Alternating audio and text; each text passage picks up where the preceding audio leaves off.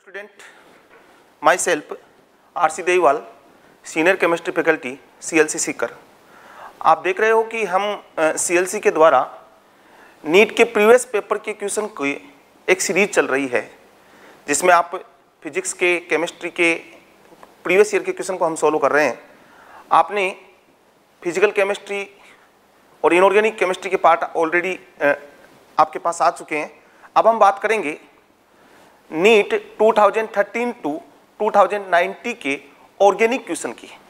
यहाँ जो organic question है वो हम यहाँ दो पार्टों में डिस्कस करने वाले हैं। पहला जो पार्ट है उसमें हम 11th क्लास का पार्ट डिस्कस करेंगे और जो नेक्स्ट जो पार्ट है उसमें हम 12th क्लास का पार्ट डिस्कस करेंगे। अब जब हम यहाँ बात करेंगे 11th क्लास के पार्ट की, तो यूनो की 11th क्लास के पार्ट ऑर्गेनिक के कौन से हैं? नोमेनक्लेचर है, आइसोमेरिज्म है, जनरल ऑर्गेनिक केमिस्ट्री है और हाइड्रोकार्बन है। तो इन चारों टॉपिक से रिलेटेड जितने भी क्वेश्चन 2013 से 2019 के बीच नीट में जो आए हुए हैं उन क्वेश्चंस की बात करेंगे। साथ के साथ हम ये भी देखेंगे कि किस टाइप के क्वेश्चन आ रहे हैं और उनसे रिलेटेड थोड़ी थ्योरी का कंसेप्ट भी हम साथ में देखेंगे। ठीक है, स्टार्ट करते हैं। सबसे पहला क्वेश्चन जो 2013 में आया है, the structure of isobutyl group an organic compound. आपको यहाँ सिंपल सा पूछा है कि आइसोब्यूटाइल ग्रुप की स्ट्रक्चर क्या होगी। तो स्टूडेंट हम रेडिकल की स्ट्रक्चर देखते हैं। हमें यहां से यह पता लग रहा है कि आइसोब्यूटाइल जो है इसकी ये इंफॉर्मेशन दे रहा है कि कितने कार्बन है, 4 कार्बन है। अब 4 कार्बन पे आपके पास दो तरह की स्ट्रक्चर्स बनती है। हाइड्रोकार्बन में एक स्ट्रक्चर बनती है ये वाली, जिसको हम बोलते हैं एन ब्यूटेन, और एक स्ट्रक्चर अपने पास बनती है ये वाली, जिसको हम बोलते हैं आइसोब्यूटेन।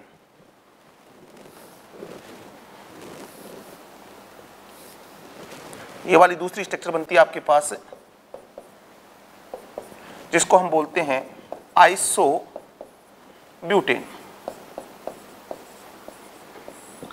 अब इनसे जो रेडिकल बनते हैं, क्योंकि वर्ड आगे लगा हुआ है आइल, और आइल तभी लगता है जब आपने एक हाइड्रोजन रिमूव करके उसका मोनो रेडिकल आपने बनाया है। तो अगर एन ब्यूटेन से रेडिकल बनाते हैं, इस कार्बन से अगर हम H हाइड्रोजन हटाते हैं तो जो रेडिकल बनता है उसका नाम होता है एन ब्यूटाइल। अगर आपने इस कार्बन से हाइड्रोजन हटाया है तो जो रेडिकल बनता है उसका नाम है सेकेंडरी ब्यूटाइल। यदि आप आइसोब्यूटेन से हाइड्रोजन रिमूव करोगे तो इस कार्बन से अगर हाइड्रोजन रिमूव करते हो यहां से, तो जो स्ट्रक्चर बनती है वो ये बनती है CH3। आई होप कि कार्बन की वैलेंसी सभी को कंप्लीट करना आती होगी। ये CH3, ये CH और ये CH3 और ये CH2। यहां से हाइड्रोजन रिमूव करने के बाद जो रेडिकल बन रहा है, इसी रेडिकल का नाम है आइसोब्यूटाइल। इस रेडिकल का नाम है आइसोब्यूटाइल। अगर आप हाइड्रोजन ये वाली यहां से हाइड्रोजन रिमूव करोगे तब जो नाम आएगा उसका नाम है टर्सरी ब्यूटाइल। क्वेश्चन में हमें पूछा है कि आइसोब्यूटाइल ग्रुप की स्ट्रक्चर क्या होगी। तो आप इसको देख लें कि ये वाला जो ग्रुप है वो आइसोब्यूटाइल है। तो ऐसा ग्रुप अगर हम चेक करें, 2 CH3, 1 CH और 1 CH2, तो आंसर जो होगा वो होगा 3rd। तो यहां से मैं थोड़ा सा बता दूं आपको कि रेडिकल्स, आपको मोनो रेडिकल सभी पता होने चाहिए कि 3 कार्बन से 2 रेडिकल बनते हैं, 4 कार्बन से 4 रेडिकल बनते हैं, 5 कार्बन से डिफरेंट टाइप के रेडिकल बनते हैं। एन पेंटाइल है, सेकेंडरी पेंटाइल है, एक्टिव सेकेंडरी पेंटाइल है। ये सब रेडिकल्स की स्ट्रक्चर आपको पता होने चाहिए। ये सिंपल सा क्वेश्चन आपको पूछा हुआ था। अब हम बात करते हैं नेक्स्ट क्वेश्चन की। तो जो नेक्स्ट क्वेश्चन है वो है IPSC से रिलेटेड। आपको कंपाउंड दिए हुए हैं और उनका करेक्ट नेमिंग आपसे पूछा है। क्वेश्चन है structure of the compound whose IUPAC name is 3-ethyl 2-hydroxy 4-methyl hex 3-इन 5-आइन-ओइक एसिड। तो ऐसे क्वेश्चन आपको करने तो थोड़ा सा शार्प तरीके से कम समय में आप क्वेश्चन अटेंड करते हो। थोड़ा सा आप यहां सोचें। बोला है कि 3-ethyl ओइक एसिड जो सफिक्स है वो किस ग्रुप का है? COH का। तो अगर मैं देख पा रहा हूं तो इसमें भी COH है, इसमें भी COH है, इसमें भी COH है, इसमें भी COH है। तो इसका मतलब यहां से तो हमें पता नहीं लग रहा। फिर मैं अगर देखूं कि 3 नंबर पे क्या होना चाहिए, इथाइल ग्रुप होना चाहिए, और हमें पता है कि कार्बोक्सिलिक एसिड यहाँ प्रिंसिपल फंक्शनल ग्रुप है, तो चेन का जो फॉर्मेशन होगा वो कार्बन यहां से स्टार्ट होगा। तो चेन का फॉर्मेशन इस कार्बन से स्टार्ट होगा। इस कार्बन से आपको देखना है कि इस कार्बन से 3 नंबर पे कौन सा ग्रुप होना चाहिए, इथाइल ग्रुप होना चाहिए। तो आप देखें यहां से अगर मैं इसको 1 2 2 3 3 पे यहां इथाइल नहीं है, 1 2 3 यहां भी 3 पे इथाइल नहीं है, 1 2 3 यहां भी 3 पे इथाइल नहीं है। बट अगर मैं इसको चेक कर रहा हूं तो 1 2 और 3 यहां 3 नंबर पे ये ग्रुप कौन सा है, इथाइल। अब आप आगे कंटिन्यू चेक कर लें, 2 नंबर पे क्या होना चाहिए, हाइड्रोक्साइड ग्रुप होना चाहिए। ये वाला जो 2 नंबर पे जो है 3 इथाइल 2 हाइड्रोक्सी, ये ग्रुप होना चाहिए। तो यहां पे हाइड्रोक्सी ग्रुप है, यहां पे ये हाइड्रोक्सी ग्रुप लगा हुआ है, ठीक है। फिर बोला है 4 मिथाइल, तो यहां से ये 4 नंबर हो गया, तो 4 पे मिथाइल है, 5 और ये 6। तो आप देख पा रहे हैं कि 3 इथाइल 2 हाइड्रोक्सी 4 मिथाइल हेक्स 3 इन 5 आयनोइक एसिड। तो आंसर जो जाएगा वो जाएगा 4th। तो करेक्ट आंसर जो इसका होगा वो होगा 4th आंसर। अब बात करते हैं नेक्स्ट क्वेश्चन की। तो नेक्स्ट क्वेश्चन हम देखें, नेक्स्ट क्वेश्चन कौन सा आया हुआ है उसके बारे में अगर हम देखें तो नेक्स्ट क्वेश्चन हम देख पा रहे हैं कि वापस से आईपीएससी नेमिंग का ही क्वेश्चन आया है। तो यहां पे ये जो एग्जांपल है ये आप 12th क्लास की एनसीईआरटी में जाओगे तो जहां कार्बोनिल कंपाउंड वाला चैप्टर है उसमें ये एग्जांपल डिट्टो दिया हुआ है। तो सबसे पहले तो मैं ये मेंशन कर दूं कि ये एग्जांपल कहां से आया है, एनसीईआरटी का एग्जांपल है और इसका करेक्ट आईपीएससी नाम पूछा है। तो यहां से इस कंपाउंड का आईपीएससी नाम अलग अलग तरीके से हो सकता है, 2 वे हैं इसके कंपाउंड के नेमिंग करने के। तो आपको जो कंपाउंड दिया है वो दिया है CH2 CHO CH CHO और ये CH2 CHO। आईपीएससी का एक रूल आया था, आपने जब नोमेनक्लेचर पढ़ा होगा तो एक रूल पढ़ा होगा आईपीएससी रूल 1993। तो ये रूल इस पे एप्लीकेबल है 1993। ये रूल क्या बोलता है, ये रूल ये बोलता है कि इफ 3 और मोर देन 3 या 3 से अधिक identical functional group directly bonded to hydrocarbon chain, 3 या 3 से अधिक आइडेंटिटी फंक्शनल ग्रुप यदि डायरेक्टली हाइड्रोकार्बन चेन से बॉन्डेड है। अब कौन से फंक्शनल ग्रुप की बात हो रही है, वो फंक्शनल ग्रुप कौन से हो सकते हैं, वो हो सकते हैं COH हो सकता है, CHO हो सकता है, CN हो सकता है, COET एस्टर वाला ग्रुप हो सकता है। ये अगर डायरेक्टली बॉन्डेड है तो इस रूल के अकॉर्डिंग नेमिंग होगी और ये रूल बोलता है कि इस कंडीशन में फंक्शनल ग्रुप का कार्बन प्रिंसिपल चेन में कंसीडर नहीं होता है। वापस से मैं रूल को बोल रहा हूं, आप ढंग से सुने कि इस रूल के अकॉर्डिंग इस कंपाउंड का नोमेनक्लेचर होगा। रूल क्या कहता है कि 3 और मोर देन 3 या 3 से अधिक आइडेंटिकल ग्रुप, कौन से फंक्शनल ग्रुप की बात हो रही है यहाँ पे, लाइक COH कार्बोक्सिलिक एसिड है, CHO है, CN है, COET है, एमाइड है, directly bonded to hydrocarbon chain. तो देखो ये हाइड्रोकार्बन की चेन हुई और इस हाइड्रोकार्बन पे चेन पे ये डायरेक्टली क्या है, बॉन्डेड है। तीनों ही क्या है, ये डायरेक्टली बॉन्डेड है। ये भी डायरेक्ट हाइड्रोकार्बन चेन से, ये भी डायरेक्ट हाइड्रोकार्बन चेन से और ये भी डायरेक्ट हाइड्रोकार्बन चेन से। इस कंडीशन में फंक्शनल ग्रुप के कार्बन को प्रिंसिपल चेन में कंसीडर नहीं किया जाता है। तो यहां मैं इस फंक्शनल ग्रुप के कार्बन को प्रिंसिपल चेन में कंसीडर नहीं करूंगा और जो चेन बनेगी वो ये वाली बनेगी। अब नंबरिंग दोनों ही वैसे सेम आ रही है तो नंबरिंग कर दो 1 2 और 3।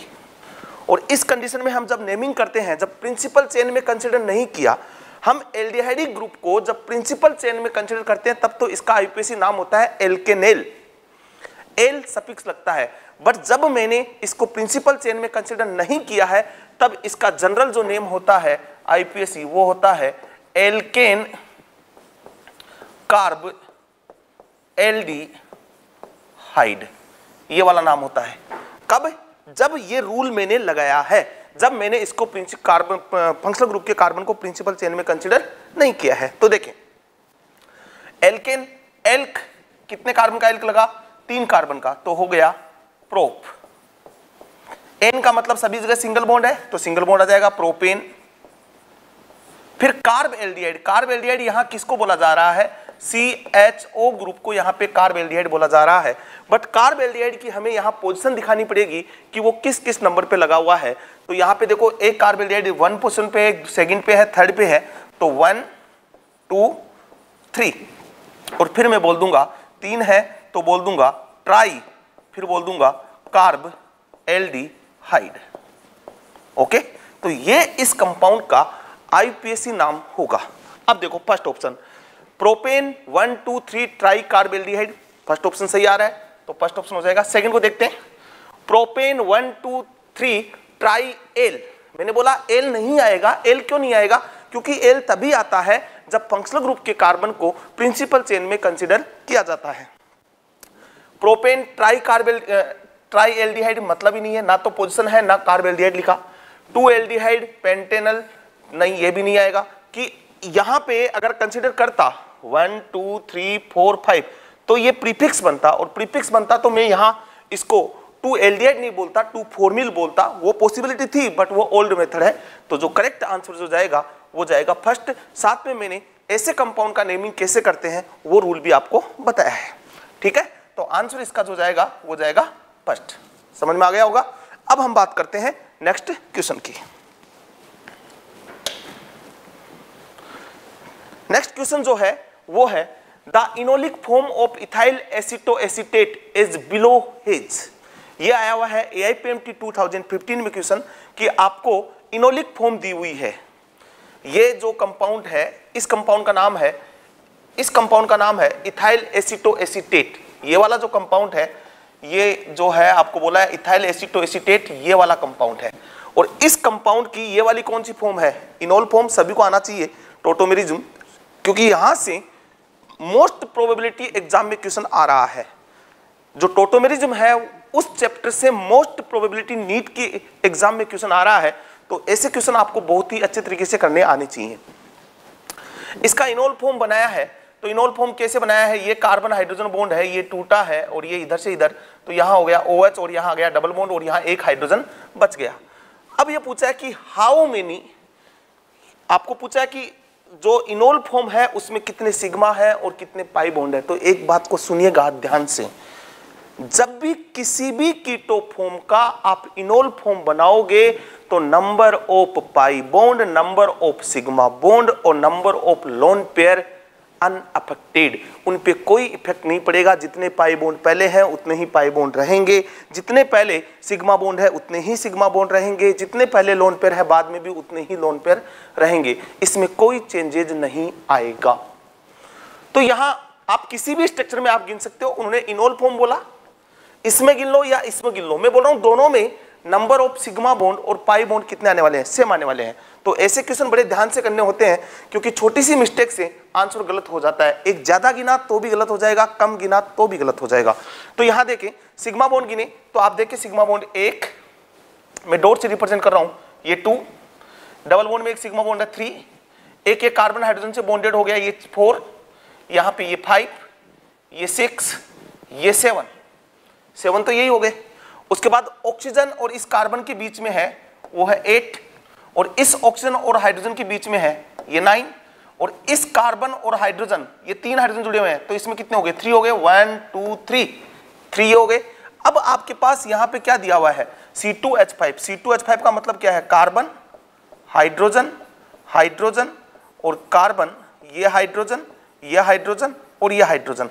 तो यहां देखो ये वाला तो मैंने ऑलरेडी गिन रखा है, एक ही हो गया, 1 2 3 4 5 6। तो यहां पे 6 सिग्मा बॉन्ड C2H5 ग्रुप में लगे हुए हैं। तो वापस से कैलकुलेट करते हैं, 1 2 3 ये आ गए, 4 5, एक OH के बीच वाला 6 7 8 9 10 11 12 है, और 12 के बाद आपके पास 6 यहां से आ गए, 18 सिग्मा बॉन्ड आए हैं, और 18 सिग्मा बॉन्ड का ऑप्शन एक ही है। तो 18 sigma bond and 2 pi bond, इसमें देखें एक पाई बॉन्ड यहां पे है, एक पाई बॉन्ड यहां है, तो 2 पाई बॉन्ड। अब मैंने इसमें कैलकुलेट किया, आप इसमें भी कैलकुलेट कर सकते हो, तो भी आंसर क्या आने वाला है, सेम आने वाला है। क्यों सेम आने वाला है, देखिए इधर भाई अगर कीटो फॉर्म की बात करें तो मान लो कार्बन और ये हाइड्रोजन है और ये C डबल बॉन्ड O है, ओके, और यहाँ कोई भी बॉन्ड लगा हुआ है। तो अभी अगर मैं इसमें सिग्मा बॉन्ड गिनूं तो 1 2 3 4 5 6, इसमें 6 सिग्मा बॉन्ड है और एक पाई बॉन्ड है। अब आपने बना दिया इसका इनोल, तो ये यहाँ से यहाँ आया और ये यहाँ से आया, और जब इसका इनोल फॉर्म बना तो क्या हुआ, कार्बन डबल बॉन्ड, ये कार्बन और ये OH और ये बॉन्ड। तो अब सिग्मा बॉन्ड गिनो 1 2 3 4 5। तो अब अगर मैं गिनूं तो यहाँ पे अगर मैं गिनूं तो ये 1 तो ये हो गया 2, इसमें सिग्मा बॉन्ड गिने 1 2 3 4 5, सॉरी इसमें 5 सिग्मा बॉन्ड है, 5 ही है, ये 5 सिग्मा बॉन्ड, तो यहाँ भी देखो 5 ही रहे, 1 2 3 4 5 ही सिग्मा बॉन्ड है, वहाँ भी 1 पाई बॉन्ड था, यहाँ भी 1 पाई बॉन्ड है। तो इसके रिगार्डिंग मैं आपको ये इंफॉर्मेशन देता हूँ कि किसी भी कीटो से अगर इनोल बनाओगे तो नंबर ऑफ पाई बॉन्ड और सिग्मा बॉन्ड रिमेन्स क्या रहेंगे, सेम रहेंगे। तो आंसर जो इस क्वेश्चन का जाएगा वो जाएगा सेकेंड। ठीक है, नेक्स्ट क्वेश्चन देखते हैं, बात करते हैं। वापस से देखें, ये आया है आपके नीट 2017 में, द आईपीएससी नाम ऑफ द कंपाउंड, इस कंपाउंड का आईपीएससी नाम आपसे पूछा है। तो ये भी एक सिंपल सी प्रॉब्लम है। आप यहां देख पा रहे हो कि दो फंक्शनल ग्रुप हैं, एक फंक्शनल ग्रुप जो है वो है एल्डिहाइड, और एक ये जो फंक्शनल ग्रुप है वो कौन सा है, कीटो। आपके पास दो टाइप के फंक्शनल ग्रुप हैं, एल्डिहाइड और कीटो। अब आप अगर more than one functional group है तो प्रिंसिपल फंक्शनल ग्रुप किसको मानोगे, प्राइमरी फंक्शनल ग्रुप किसको मानोगे। तो आपने जब नोमेनक्लेचर पढ़ा है तो आपने प्रियोरिटी ऑर्डर की एक टेबल पढ़ी है, उस टेबल में आपने सीक्वेंस से पढ़ा होगा, सबसे ऊपर COH ग्रुप आता है। उस टेबल की सीक्वेंस को चेक करोगे तो आप देखोगे कि एल्डिहाइड उस टेबल में ऊपर आता है और कीटोन नीचे आता है। और हम रूल ये पढ़ते हैं कि जो टेबल में ऊपर की तरफ आता है वो प्रिंसिपल फंक्शनल ग्रुप है, और जो नीचे की तरफ आता है वो सेकेंडरी फंक्शनल ग्रुप है। जो सेकेंडरी फंक्शनल ग्रुप है उसका प्रीफिक्स यूज में लेते हैं, और जो प्रिंसिपल फंक्शनल ग्रुप है उसका हम सफिक्स यूज में लेते हैं। तो मैं बोल रहा हूं कि एल्डिहाइड यहां पे प्राइमरी फंक्शनल ग्रुप है, PFG का मतलब है एल्डिहाइड यहां प्राइमरी फंक्शनल ग्रुप है, और जो कीटोन है वो यहां पे है, वो है सेकेंडरी फंक्शनल ग्रुप। तो इसका तो मैं यूज में क्या लेने वाला हूं, प्रीफिक्स, और इसका मैं यूज में लेने वाला हूं सफिक्स। तो principal chain, principal functional group के कार्बन को प्रिंसिपल चेन भी कंसीडर करना होता है, तो यहां जो चेन बनेगी वो इस कार्बन को कंसीडर करते हुए ये वाली चेन यहां पे बन जाएगी। और जैसे ही ये चेन बनेगी मैं प्रिंसिपल चेन से नंबरिंग करना स्टार्ट करूंगा, प्रिंसिपल फंक्शनल ग्रुप से, ये 1 2 3 और ये 4, ये 5 और ये 6। अब सबसे पहले हम लिखते हैं किसका नाम, सब्स्टिट्यूएंट का नाम, और सब्स्टिट्यूएंट का नाम विथ देयर पोजीशन, उसकी कितने नंबर पे पोजीशन है, पोजीशन, और साथ में आपको अल्फाबेटिकली ऑर्डर फॉलो करना होता है। तो 2 नंबर पे आपके पास क्या है, मिथाइल, और 3 नंबर पे आपके पास है कीटो ग्रुप। 3 नंबर पे कीटो ग्रुप है और 2 नंबर पे है मिथाइल। तो अल्फाबेटिकली ऑर्डर देखूं तो पहले कीटो लिखा जाएगा, तो 3 कीटो, ऑप्शन चेक करें तो 3 कीटो यहां है और यहां भी है, तो इन दोनों ऑप्शन का कोई मतलब नहीं है, ये तो कैंसिल आउट हो गए, ये नहीं आएंगे। 3 कीटो, फिर उसके बाद 2 मिथाइल, तो 2 मिथाइल इसमें भी है, 2 मिथाइल इसमें भी है, यहां तक चल रहा है। फिर कितने कार्बन की चेन बनी है बेटा, 6 की। 6 का मतलब क्या होगा, 6 कार्बन का जो सफिक्स होता है वो क्या होता है, हेक्स, तो हेक्स लग जाएगा। ठीक है, फिर हेक्स लगने के बाद डबल बॉन्ड कितने नंबर पे है, 4 नंबर पे, तो 4 इन, तो इसमें दिया है 5 नंबर, तो ये वाला भी कैंसिल हो गया, ये वाला भी नहीं आएगा। अब आपके पास ऑप्शन बचा केवल 4, 3 कीटो, 2 methyl, hex, 4 in L. Answer जो जाएगा वो जाएगा 4th। होपफुली समझ में आ गया होगा। तो आप देख रहे हो नोमेनक्लेचर के क्वेश्चन आते हैं, वो भी फंक्शनल ग्रुप के, ये भी एनसीईआरटी बुक का ही एग्जांपल है। नेक्स्ट हम बात करते हैं नेक्स्ट क्वेश्चन की। गिवन आपको 2 कंपाउंड दिए हुए हैं, ओके, एक फर्स्ट और second compound, first and second are, और पूछा है कि दीज आर आइडेंटिकल, क्या ये आइडेंटिकल है, क्या ये पेयर ऑफ कन्फर्मर्स है, क्या पेयर ऑफ ज्योमेट्रिकल आइसोमर है, क्या पेयर ऑफ ऑप्टिकल आइसोमर है, ये आपको से पूछा है। तो आप ये देखें कि क्या सीक्वेंस ऑफ एटम चेंज हुई है, वो कैसे चेक करेंगे। देखो इस कार्बन पे एक CH3, एक Br और एक H बॉन्डेड है। इस कार्बन पे भी CH3, Br और H बॉन्डेड है। पीछे वाले कार्बन पे CH3, Br, H है, यहाँ भी CH3, Br, H है। इसका मतलब सीक्वेंस ऑफ एटम चेंज नहीं हुई, और जब तक सीक्वेंस ऑफ एटम चेंज नहीं होगी स्ट्रक्चरल आइसोमेरिज्म की पॉसिबिलिटी नहीं आएगी। इसका मतलब स्ट्रक्चरल आइसोमर तो नहीं है। अब हम बात करें कि इसमें और इसमें डिफरेंस क्या है। इसमें और इसमें डिफरेंस कितना ही है कि इस कार्बन के अराउंड क्या हुआ है, रोटेशन हुआ है। इस कार्बन के अराउंड केवल क्या हुआ है, रोटेशन। में इसको रोटेट कर दूं तो रोटेट करने पे ये H है, ये Br है और ये CH3 है। ओके, और यहां पे इसको अगर मैं रोटेट कर दूं तो ये CH3 और ये H और ये Br, ये वाला बनेगा। तो जो इस कंपाउंड और इस कंपाउंड में अगर डिफरेंस है तो यहां तो सेम ही रहा, कोई चेंज नहीं आया। इस पे तो नीचे वाले पे चेंजेस आया हुआ है और रूम टेम्परेचर पे फ्री रोटेशन होता रहता है। ये आइसोमेरिज्म अराइज हुई है due to free rotation between carbon carbon, और जब कार्बन कार्बन के बीच में फ्री रोटेशन से जो आइसोमर जनरेट होता है उसको हम कन्फर्मर के नाम से जानते हैं। तो ये these are pair of conformers. Answer जो जाएगा वो सेकंड जाएगा। ठीक है, अब बात करते हैं नेक्स्ट क्वेश्चन की। जो नेक्स्ट क्वेश्चन है वो है गिवन, आपको 3 कंपाउंड दिए हैं, विच of the given compound can exhibit tautomerism. मैंने अभी बोला था आपको कि टोटोमेरिज्म से मोस्ट ऑफ क्वेश्चंस यहां से आते हैं, और क्वेश्चंस किस तरह के आते हैं, आपको इनोल फॉर्म की स्टेबिलिटी पूछ सकता है, सिग्मा इन पाई बॉन्ड की कैलकुलेशन करवा सकता है, या विच of the following compound have tautomerism ये पूछ सकता है। तो ये बोला कि कौन से कंपाउंड टोटोमेरिज्म शो करेंगे। तो देखो, टोटोमेरिज्म का सिंपल सा कंसेप्ट है, कंडीशन फॉर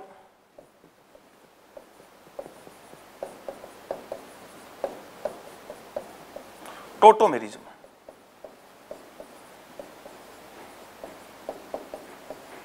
कि टोटोमेरिज्म के लिए कंडीशन क्या है। तो देखें, इधर मैं एक सिंपल सा कंसेप्ट बता रहा हूं, टोटोमेरिज्म के लिए कंडीशन क्या है। ऑल कंसेप्ट इसमें इंक्लूड हो जाएगा। ये क्वेश्चन भी बहुत इजी वे में सोल्व हो जाएगा। तो समझिएगा कि आपके पास a double bond B type का स्केलेटन हो, ओके, और यहां कंडीशन है कि बी की इलेक्ट्रॉन नेगेटिविटी ए की इलेक्ट्रॉन नेगेटिविटी से क्या होनी चाहिए, ज्यादा होनी चाहिए। इस टाइप का स्केलेटन होना चाहिए, और उसमें बी की इलेक्ट्रॉन नेगेटिविटी ए की इलेक्ट्रॉन नेगेटिविटी से क्या होनी चाहिए, ज्यादा होनी चाहिए। साथ के साथ इस पे जो कार्बन बॉन्डेड है, ये कार्बन मस्ट बी sp3। ये कार्बन क्या होना चाहिए, sp3 हाइब्रिडाइज होना चाहिए। यू नो, सभी जानते हो कि sp3 का मतलब है कि कार्बन केवल सिंगल बॉन्ड से क्या होना चाहिए, बॉन्डेड होना चाहिए। sp3 होना चाहिए, और मस्ट हैव हाइड्रोजन, और इसके पास क्या होनी चाहिए, हाइड्रोजन होनी चाहिए। मतलब सीधा सा स्केलेटन अगर मैं बात करूं तो A double bond B carbon और ये हाइड्रोजन, इसको हम बोलते हैं एल्फा कार्बन, और इसको हम बोलते हैं एल्फा हाइड्रोजन। और ये कौन सा होना चाहिए, sp3 होना चाहिए। तब ये टोटोमेरिज्म शो करेगा। ये इलेक्ट्रॉन यहां से यहां और ये यहां से यहां। अगर ऐसा कोई भी कंपाउंड स्केलेटन रखता है तो वो टोटोमेरिज्म शो करता है। ये कंडीशन है फर्स्ट, ये कंडीशन है फर्स्ट। सेकंड कंडीशन क्या है, सेकंड कंडीशन है कि यही आपके पास ए डबल बॉन्ड बी का स्केलेटन हो, और ये पास वाला कार्बन, ये वाला मान लो sp2 आ गया। बट अगर ये sp2 आ गया तो इसके आगे आपको चेक करना है। अगर स्केलेटन के जस्ट पास वाला कार्बन, ये भी sp2 आ गया और ये भी sp2 आ गया, तो आपको जब आगे तक चेक करना है कि हो सकता है आगे sp3 हो, और यहां पे कार्बन यदि sp3 है तो भी आप, यहां पे कार्बन अगर sp3 है तो भी आप यहां पे हाइड्रोजन प्रेजेंट होनी चाहिए, और ये इलेक्ट्रॉन यहां से यहां और ये यहां से यहां और ये यहां से यहां। ये वाली कंडीशन है जब ये टोटोमेरिज्म शो कर सकता है। तो 2 कंडीशन है। अब हम देखेंगे कि कौन सा कंपाउंड एग्जिबिट टोटोमेरिज्म। तो सबसे पहले स्केलेटन को चेक करें भैया, A double bond B skeleton आपके पास है या नहीं है। तो देखें, यहां कार्बन ये स्केलेटन है, ये का जो स्केलेटन है सी डबल बॉन्ड ओ, तो इसको ए मानो, इसको बी मानो, बी मोर इलेक्ट्रोनेगेटिव है देन ए। यहां भी स्केलेटन है, यहां भी स्केलेटन है, मतलब स्केलेटन वाली कंडीशन तीनों जगह फुल हो रही है। अब हम देखते हैं जस्ट पास वाला कार्बन, तो ये एल्फा कार्बन, तो एल्फा कार्बन है, sp3 है, हाइड्रोजन है, तो ये वाला कंपाउंड टोटोमेरिज्म शो करेगा। सेकंड देखते हैं, सेकंड कंपाउंड की बात करें तो इसके पास भी यहां हम देखूं तो ये हाइड्रोजन है, अल्फा कार्बन है, तो ये भी क्या करेगा, टॉटोमेरिज्म शो करेगा। तो फर्स्ट शो करेगा और सेकंड भी शो करेगा। अब इसकी बात करते हैं, इधर बात की अल्फा कार्बन है, sp3 है, बट यहां क्या है, एब्सेंस ऑफ हाइड्रोजन, यहां हाइड्रोजन नहीं है, तो ये इधर से शो नहीं करेगा। इधर चेक करता हूं, sp2 तो आगे जाके मुझे क्या मिल गया, sp3 हाइड्रोजन मिल गया, तो यहां से ये टॉटोमेरिज्म क्या कर देगा, शो कर देगा। ठीक है, तो इसका मतलब जो गिवन कंपाउंड है वो तीनों ही क्या कर रहे हैं, टॉटोमेरिज्म शो कर रहे हैं। तो आंसर जो जाएगा वो जाएगा फर्स्ट, करेक्ट आंसर फर्स्ट होगा। क्लियर, समझ में आ गया, आगे चले। ठीक है, अब देखते हैं नेक्स्ट क्वेश्चन। अब बात करते हैं हम नेक्स्ट क्वेश्चन की। तो जो नेक्स्ट क्वेश्चन है उसको हम देख रहे हैं कि जो क्वेश्चन में हमें पूछा हुआ है वो ये पूछा हुआ है कि the number of structural isomer possible from the molecular formula C3H9N। एक मोलिकुलर फॉर्मूला दिया हुआ है और टोटल आइसोमर पूछे हैं। ये क्वेश्चन भी एनसीईआरटी से बिलोंग है, 12th क्लास की एनसीईआरटी जाओगे तो एन कंटेनिंग जो कंपाउंड है, नाइट्रोजन वाला जो चैप्टर है उसमें ये क्वेश्चन है। तो एनसीईआरटी से क्वेश्चन हुआ है, ऐसे क्वेश्चन आते हैं कि टोटल आइसोमर आपको पूछते हैं। तो ये जो फॉर्मूला है, ये फॉर्मूला है एमीन का, और एमीन आपको पता है कि एमीन तीन तरह की होती है कि NH2 ग्रुप होता है, एक NH ग्रुप होता है और एक नाइट्रोजन ग्रुप होता है। जब NH2 ग्रुप होता है तो 1 डिग्री एमीन, NH में 2 डिग्री और नाइट्रोजन में 3 डिग्री एमीन होती है। अब इस फॉर्मूले पे अगर अरेंज करें तो आप देखें कि 3 कार्बन है। अब 3 कार्बन पे CH3, CH2 और ये CH2, NH2 एक बार यहां लगा सकता हूं, 1 डिग्री एमीन। एक बार में 3 कार्बन पे CH3, CH, NH2 और ये CH3 एक बार यहां लगा सकता हूं। तो ये दोनों ही कौन सी डिग्री एमीन है, 1 डिग्री एमीन है। इसके अलावा मैं NH के दोनों तरफ कार्बन लगा सकता हूं।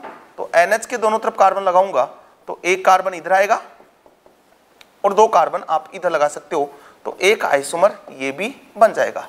इसके अलावा 3 डिग्री एमीन नाइट्रोजन के तीनों तरफ कार्बन लगाने हैं आपको, तो आपके पास 3 ही कार्बन है, एक CH3 यहां जाएगा, एक CH3 यहां जाएगा और एक CH3 यहां जाएगा। तो इसका मतलब 1 डिग्री एमीन जो बनेंगे वो 2 बनेंगे, 2 डिग्री एमीन जो बनेगा वो 1 बनेगा और 3 डिग्री एमीन भी वो बनेगा 1 बनेगा। टोटल आइसोमर की बात करें तो 1, 2, 3 और 4।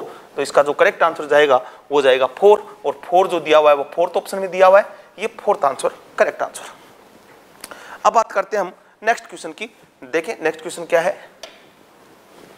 2 possible stereo structure of CH3 CHOH COH which are optically active are called, कि इसके 2 पॉसिबल स्टीरियो जो स्ट्रक्चर हैं वो उनको हम क्या बोलेंगे। तो आप ये देख रहे हैं कि ये जो कंपाउंड है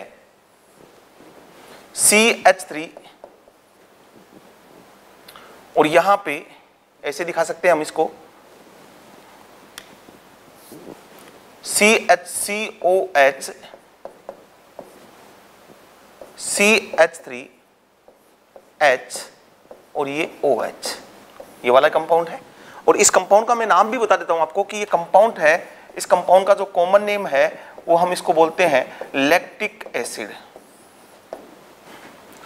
अब एक ही कायरल सेंटर है और जब किसी भी कंपाउंड में ओनली 1 कायरल सेंटर की पॉसिबिलिटी है, तो 1 कायरल सेंटर है तो या तो वो अपना आइडेंटिकल बनाएगा, या फिर दूसरी पॉसिबिलिटी है कि क्या आ जाए, वो उसका एनाइंशोमर बन जाए। तो एक तो ये है। अब क्वेश्चन में हमें बोला है कि 2 पॉसिबल स्टीरियो स्ट्रक्चर, तो एक कायरल सेंटर है तो इसकी दूसरी पॉसिबल स्टीरियो स्ट्रक्चर क्या होगी, इसकी मिरर इमेज, और इसकी मिरर इमेज होगी वो होगी CH3H और OH, और ये दोनों एक दूसरे की क्या है, मिरर इमेज है।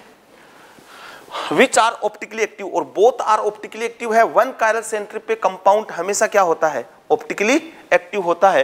तो ये दोनों क्या है, ये बोथ आर एनाइंशोमर। तो इसका आंसर जाएगा एनाइंशोमर, मतलब second is correct answer. Next question की बात करते हैं। Which of the following compound will exhibit geometrical isomerism? निम्नलिखित में से कौन सा यौगिक ज्यामितीय समानता प्रदर्शित करेगा। तो यहां ज्यामितीय समानता की बात करें तो सबसे पहले आप ये देखें कि ज्यामितीय समानता के लिए कंडीशन क्या है। कंडीशन फॉर ज्योमेट्रिकल आइसोमेरिज्म, कि ज्योमेट्रिकल आइसोमेरिज्म के लिए क्या कंडीशन है। सबसे पहले कंडीशन तो हम पढ़ के आते हैं कि रेस्ट्रिकेटेड रोटेशन होना चाहिए, मतलब दो कार्बन के बीच में फ्री रोटेशन नहीं होना चाहिए, और रेस्ट्रिकेटेड रोटेशन होता है मल्टीपल बॉन्ड में। तो यहां अगर मैं बात करूं तो डबल बॉन्ड और डबल बॉन्ड इन दोनों कार्बन के बीच में फ्री रोटेशन नहीं है, रेस्ट्रिकेटेड रोटेशन है। साथ के साथ यहां जो दो ग्रुप लगे हुए हैं, ये ए और ये बी, इस कार्बन पे ये दोनों मस्ट बी डिफरेंट, ये दोनों क्या होने चाहिए, मस्ट बी डिफरेंट होने चाहिए। इधर जो ग्रुप लगे हुए हैं ए और बी, ये भी क्या होना चाहिए, मस्ट बी डिफरेंट, ये भी डिफरेंट होने चाहिए। अच्छा, इनका आपस में कोई रिलेशन नहीं है, उधर कौन लगा हुआ है इधर कौन लगा हुआ है, इसका कोई रिलेशन आपको चेक नहीं करना है। बस ये जहां जिस कार्बन के अराउंड रेस्ट्रिकेटेड रोटेशन है, जिसको हम स्टीरियोसेंट्रिक के नाम से जानते हैं, वहां पे जो दो ग्रुप लगे हुए हैं वो दोनों ग्रुप मस्ट बी डिफरेंट, वो डिफरेंट होने चाहिए। और ये जो चार ग्रुप है वो रेस्ट्रिकेटेड रोटेशन के अराउंड एक ही प्लेन में लाइज होना चाहिए। तो यहां तो एक सिंपल सा हमारे पास कंसेप्ट है कि रेस्ट्रिकेटेड रोटेशन होना चाहिए। तो पहला कंपाउंड है वो है 2 फिनाइल 1 ब्यूटीन। इनका मतलब क्या है बेटा, डबल बॉन्ड। तो पहले कंपाउंड की अगर स्ट्रक्चर हम देखें तो पहले कंपाउंड में ब्यूटीन, तो ये डबल बॉन्ड कार्बन, 4 कार्बन आएंगे, और 1 ब्यूटीन बोला है तो डबल बॉन्ड कितने नंबर पे आएगा, 1 नंबर पे मैंने लगा दिया है। फिर बोला है 2 फिनाइल, तो यहां तो लग गए 2 H, और 1 और ये 2 और 2 पे लग गए ये PH। अब ये इधर वाले दोनों ग्रुप तो डिफरेंट हैं, रेस्ट्रिकेटेड रोटेशन इसके अराउंड है, तो इधर वाले दोनों ग्रुप तो डिफरेंट है, बट इधर वाले नहीं है। मैंने बोला दोनों तरफ क्या होने चाहिए, डिफरेंट होने चाहिए। तो पहला वाला कंपाउंड ज्योमेट्रिकल आइसोमेरिज्म शो नहीं करेगा।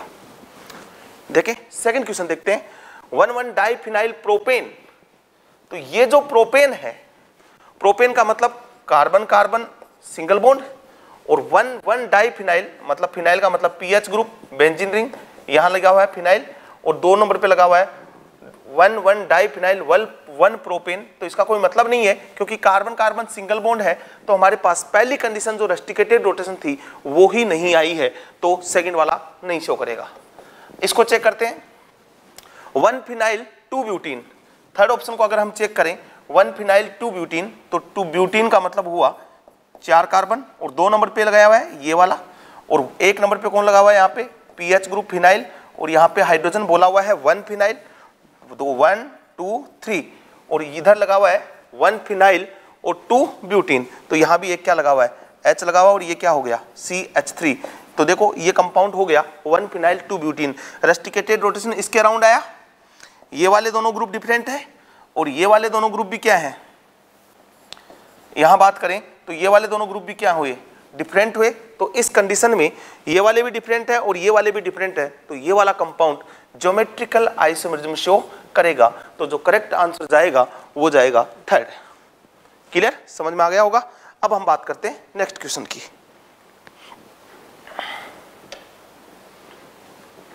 The correct statement regarding the comparison of staggered and eclipsed conformation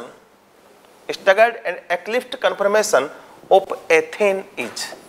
ये क्वेश्चन बिलोंग करता है कन्फर्मेशनल आइसोमेरिज्म से, और यहां आपको बोला है कि एथेन के 2 कन्फर्मर हैं, एक कन्फर्मर को बोला है एक्लिप्स्ड और एक को बोला है स्टैगर्ड। तो मैं पहले आपको एक्लिप्स्ड और स्टैगर्ड के बारे में बता देता हूं कि एथेन क्या है बेटा, CH3 और ये CH3, ये एथेन है। ओके, अब अगर मैं बात करूं इसकी, तो कार्बन, इस कार्बन को मैं डॉट से रिप्रेजेंट कर रहा हूं, 3 हाइड्रोजन लगे हुए हैं, ये हाइड्रोजन, ये हाइड्रोजन और ये हाइड्रोजन। ये वाला मैंने फ्रंट वाला कार्बन दिखाया है, एक कार्बन यहां है, एक कार्बन यहां है, इस कार्बन पे 3 हाइड्रोजन लगे हुए हैं, एक यहां पे, एक यहां पे, एक यहां पे, पीछे वाले कार्बन पे भी 3 लगे हुए हैं, एक यहां पे और 2 यहां पे। दोनों के बीच जो पीछे वाला कार्बन है उस पे हाइड्रोजन लगा हुआ है, ये वाला और ये वाला। तो यहां पे दोनों कार्बन के बीच, इस प्लेन और इस प्लेन के बीच में डाइहेड्रल एंगल जो है वो जो है थीटा है, वो कितना आ रहा है, 0 आ रहा है। ठीक है, समझिएगा, बहुत इजी सा कंसेप्ट है। दूसरा, ये कौन सी फॉर्म बनाई मैंने, ये बनाई मैंने एक्लिप्ट। ओके, अब दूसरा इसने बोला है एक्लिप्ट फॉर्म है ये, दूसरा बोला है स्टैगर्ड, तो मैं स्टैगर्ड फॉर्म बनाता हूं। स्टैगर्ड फॉर्म का मतलब डाइहेड्रल एंगल कितने का होगा, 180 का। तो स्टैगर्ड फॉर्म क्या होगी, फ्रंट वाला कार्बन है उस पे ये हाइड्रोजन, ये हाइड्रोजन और ये हाइड्रोजन, जो पीछे वाला कार्बन है उस पे ये हाइड्रोजन और ये हाइड्रोजन और ये हाइड्रोजन। ये फॉर्म है कौन सी, स्टैगर्ड फॉर्म। तो मैंने दो फॉर्म बनाई है, अब दोनों फॉर्म को आप समझिएगा। जो एक्लिप्ट फॉर्म है वो क्या है, कार्बन है यहाँ पे, हाइड्रोजन लगा हुआ है, हाइड्रोजन लगा हुआ है और हाइड्रोजन लगा हुआ है, मतलब ये वाला ये स्ट्रक्चर है। जस्ट पीछे वाले कार्बन पे ये हाइड्रोजन लगा हुआ है और ये वाला लगा हुआ है। तो ये जो कार्बन के जो सिग्मा बॉन्ड है, कार्बन हाइड्रोजन के जो सिग्मा बॉन्ड है और ये कार्बन हाइड्रोजन सिग्मा बॉन्ड है, इनके बीच में क्या हो रहा है, रिपल्सन। यहाँ कार्बन हाइड्रोजन है, यहाँ कार्बन हाइड्रोजन है, इनके बीच में भी क्या हो रहा है, रिपल्सन। इधर कार्बन हाइड्रोजन है, इधर कार्बन हाइड्रोजन है, इनके बीच में भी क्या हो रहा है, रिपल्सन। ठीक है, अब आते हैं इस पे। यहां मैंने बोला आगे वाला कार्बन, ये हाइड्रोजन, ये हाइड्रोजन, ये हाइड्रोजन, और पीछे वाला जो है जस्ट क्या है, अपोजिट हाइड्रोजन, ये कार्बन हाइड्रोजन और ये कार्बन हाइड्रोजन। तो आप इसको देखें, यहां कार्बन हाइड्रोजन बॉन्ड इधर है और यहां कार्बन हाइड्रोजन बॉन्ड ऊपर की तरफ है, तो इनके बीच में क्या नहीं है, रिपल्सन नहीं है। तो बेसिकली स्टैगर्ड फॉर्म क्या होगी, ज्यादा स्टेबल होगी। अब हम चेक करते हैं कि ऑप्शन में हमें क्या बोला हुआ है, उसको चेक करते हैं। The eclipsed conformation of ethane is more stable. गलत हो गया स्टेटमेंट, एक्लिप्ट ज्यादा स्टेबल नहीं है। यहां डाइहेड्रल एंगल जो आया है वो 180 का आया है, यहां रिपल्सन मिनिमम है, इसलिए वो ज्यादा स्टेबल है। तो इस स्टेटमेंट का तो कोई मतलब नहीं है, क्योंकि हमें पूछा है कंपैरिजन करें तो करेक्ट स्टेटमेंट हमें चूज करना है, तो फर्स्ट ऑप्शन का मतलब नहीं है, ये तो गलत हो गया।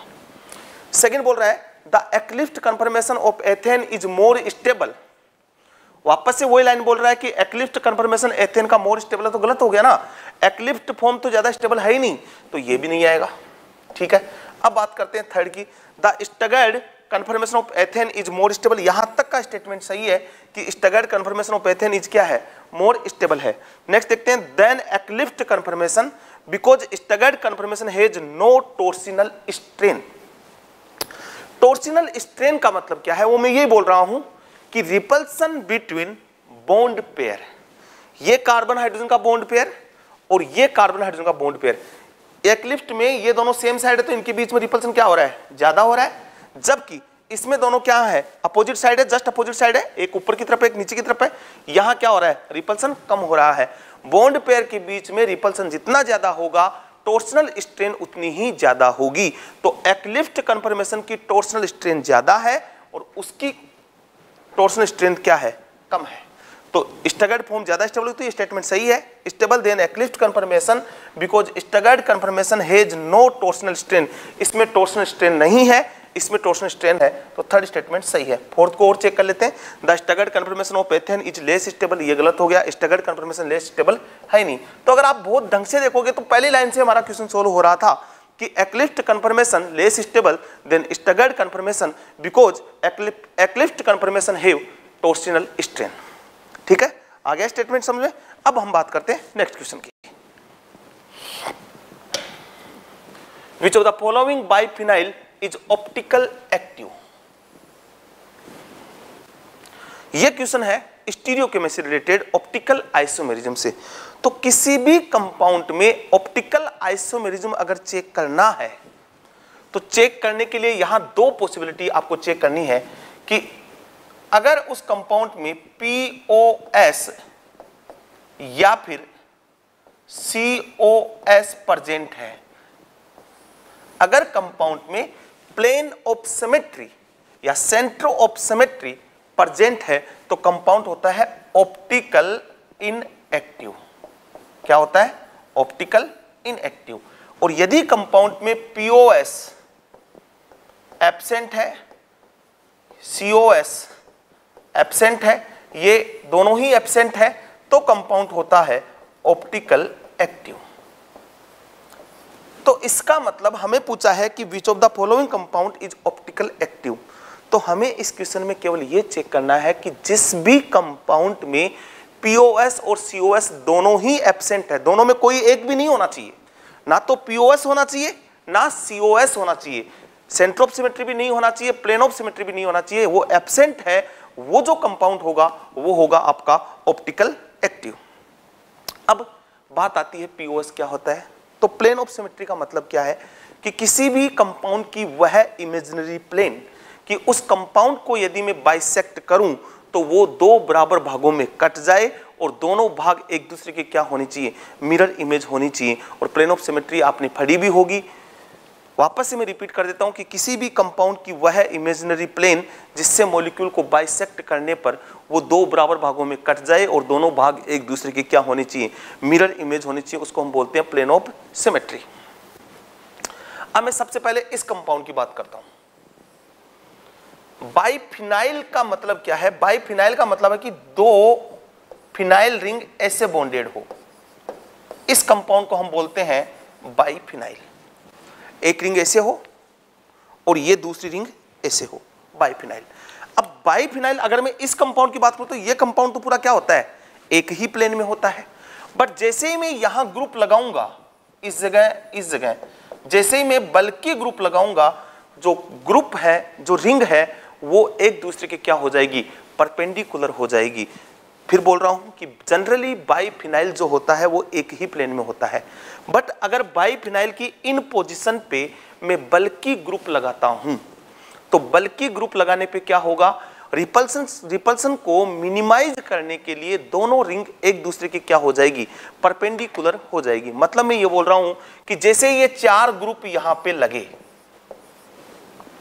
तो ये जो दोनों रिंग है वो एक दूसरे की क्या है, परपेंडिकुलर है। कैसे?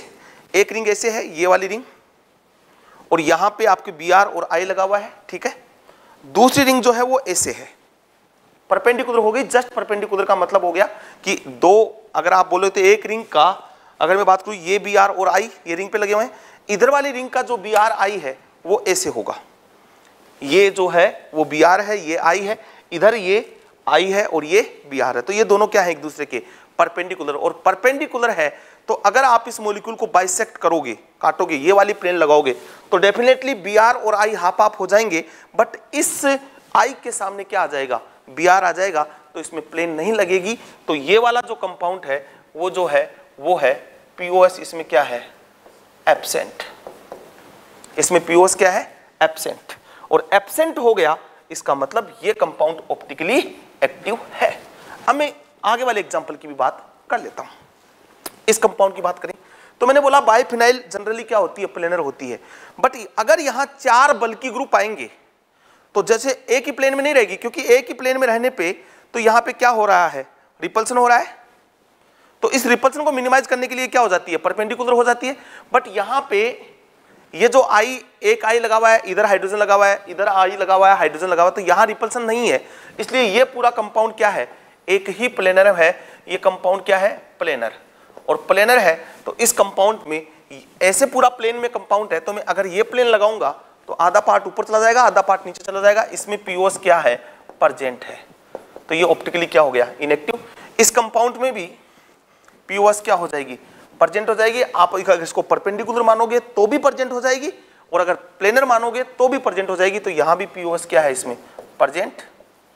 इस कंपाउंड की बात करूं तो यहां भी ये पूरा कंपाउंड में ये मॉलिक्यूलर प्लेन लग जाएगी। पूरा कंपाउंड एक ही प्लेन में है क्योंकि ऑल कार्बन sp2, तो इसमें भी POS क्या है, परजेंट। आपको किसी ने पूछा था कि विच of the following biphenyl is optical active, तो जहां POS एब्सेंट है वो ऑप्शन फर्स्ट है, तो आंसर जो जाएगा वो जाएगा फर्स्ट। ठीक है, नेक्स्ट क्वेश्चन।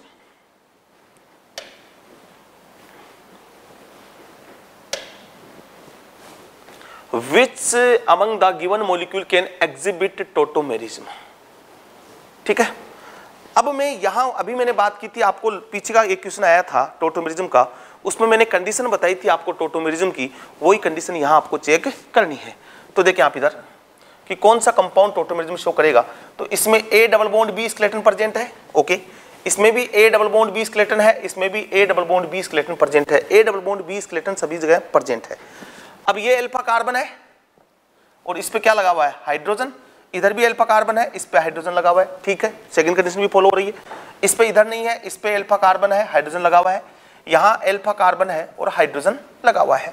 बट फर्स्ट और सेकंड कंपाउंड टॉटोमेरिज्म शो नहीं करेंगे। क्यों नहीं करेंगे? तो देखो इधर आपने एक रूल पढ़ा होगा, एक रूल पढ़ते हैं हम, ब्रेड्स रूल। ये रूल क्या है? ये रूल क्या बोलता है? ये रूल ये बोलता है कि at bridge head atom at bridge position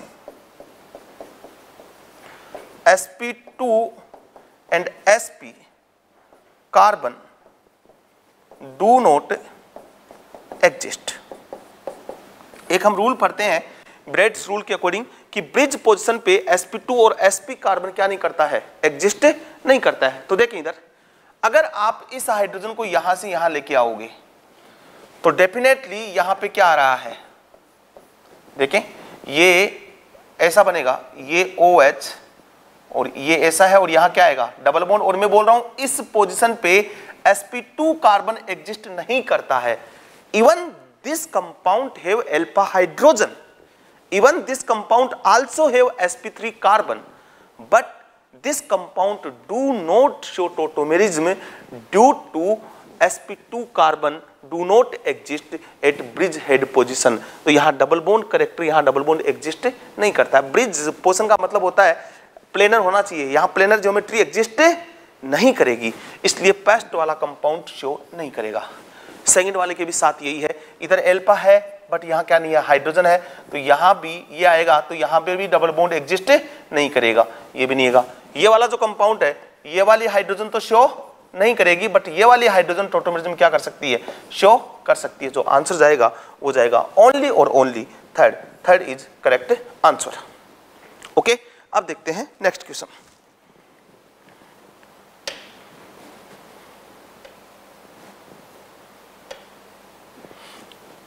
तो नेक्स्ट क्वेश्चन है वो है कि the correct corresponding order of name of 4 aldoses with configuration given below respectively is. आपको यहां पे 4 कंपाउंड आपको दिए हुए हैं और इनमें कॉन्फ़िगरेशन पूछा है, वो भी नेमिंग के साथ कि क्या इनका कॉन्फ़िगरेशन होगा।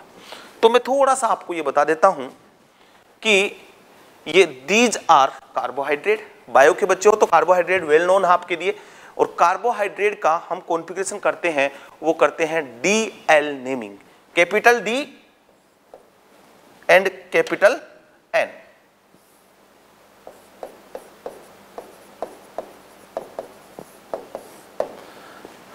और DL नेमिंग का मेथड क्या है? DL नेमिंग का मेथड है कि यदि हाईएस्ट कायरल कार्बन पर, हाईएस्ट नंबर वाले कायरल कार्बन पे, हाईएस्ट नंबर वाले कायरल कार्बन पे यदि H लेफ्ट साइड में है तब तो हम बोलते हैं D फॉर्म। ओके, और यदि H राइट साइड में है तब हम बोलते हैं L फॉर्म। बट ये चेक कहां करना है? हाईएस्ट कायरल कार्बन वर्क पे।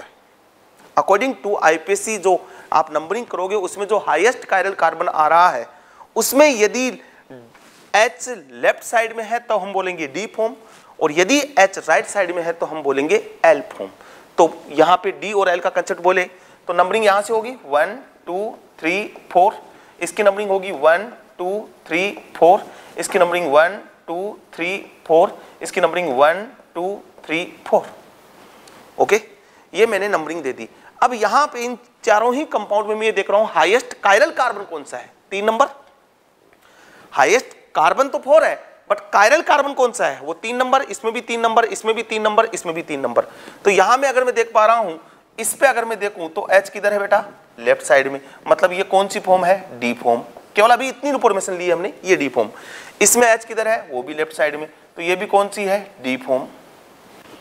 यहाँ H क्या है? राइट साइड में, तो ये कौन सी फॉर्म है? L form. और यहाँ भी H कहाँ है? राइट साइड में, तो ये कौन सी है? L form. ये तो DL नेमिंग का कंसेप्ट है। वापस बोलता हूं, कार्बोहाइड्रेट के DL नेमिंग में क्या करते हैं? हाईएस्ट कायरल कार्बन को हम चेक करते हैं, उस पे H और OH ग्रुप होना चाहिए। अगर H लेफ्ट साइड में है तो D फॉर्म है, अगर H राइट साइड में है तो L फॉर्म है। ओके, तो अगर हम देखें तो शुरू वाले 2 के D है, लास्ट वाले 2 के L है। तो देखो इसमें D दिया है अपन को, D L L। Okay, respectively पूछा है अपन को। यहाँ L L तो इस ऑप्शन का आने का मतलब नहीं है, यहाँ D ये ऑप्शन आ सकता है, L L इसका मतलब नहीं है। तो सेकंड और फोर्थ ऑप्शन तो वैसे कैंसिल हो गए, नेमिंग में सेट नहीं होंगे। अब मैं बोलता हूं कि यदि फेसर प्रोजेक्शन में यहां पे और यहां पे equal group, equal side, equal group, equal side, then erythro, उसको हम बोलते हैं इरीथ्रोफॉर्म। यदि फेसर प्रोजेक्शन में इस पोर्शन पे यदि इक्वल ग्रुप, इक्वल साइड है तो हम उसको बोलते हैं इरीथ्रोफॉर्म, जिसको आप कार्बोहाइड्रेट में बोलते हो इरीथ्रोज शुगर। तो यहां पे कंसेप्ट जो है वो ट्रिक से भी आप ध्यान रख सकते हैं कि e⁻³ equal group, equal side तो होगा इरीथ्रो। और यदि इक्वल ग्रुप अपोजिट साइड है, इक्वल ग्रुप अपोजिट साइड है, तो उस कंडीशन में हम बोलते हैं उसको थ्रीओज फॉर्म। कौन सी फॉर्म बोलते हैं? थ्रीओज फॉर्म बोलते हैं। चलो अब देखते हैं, यहां इक्वल ग्रुप इक्वल साइड है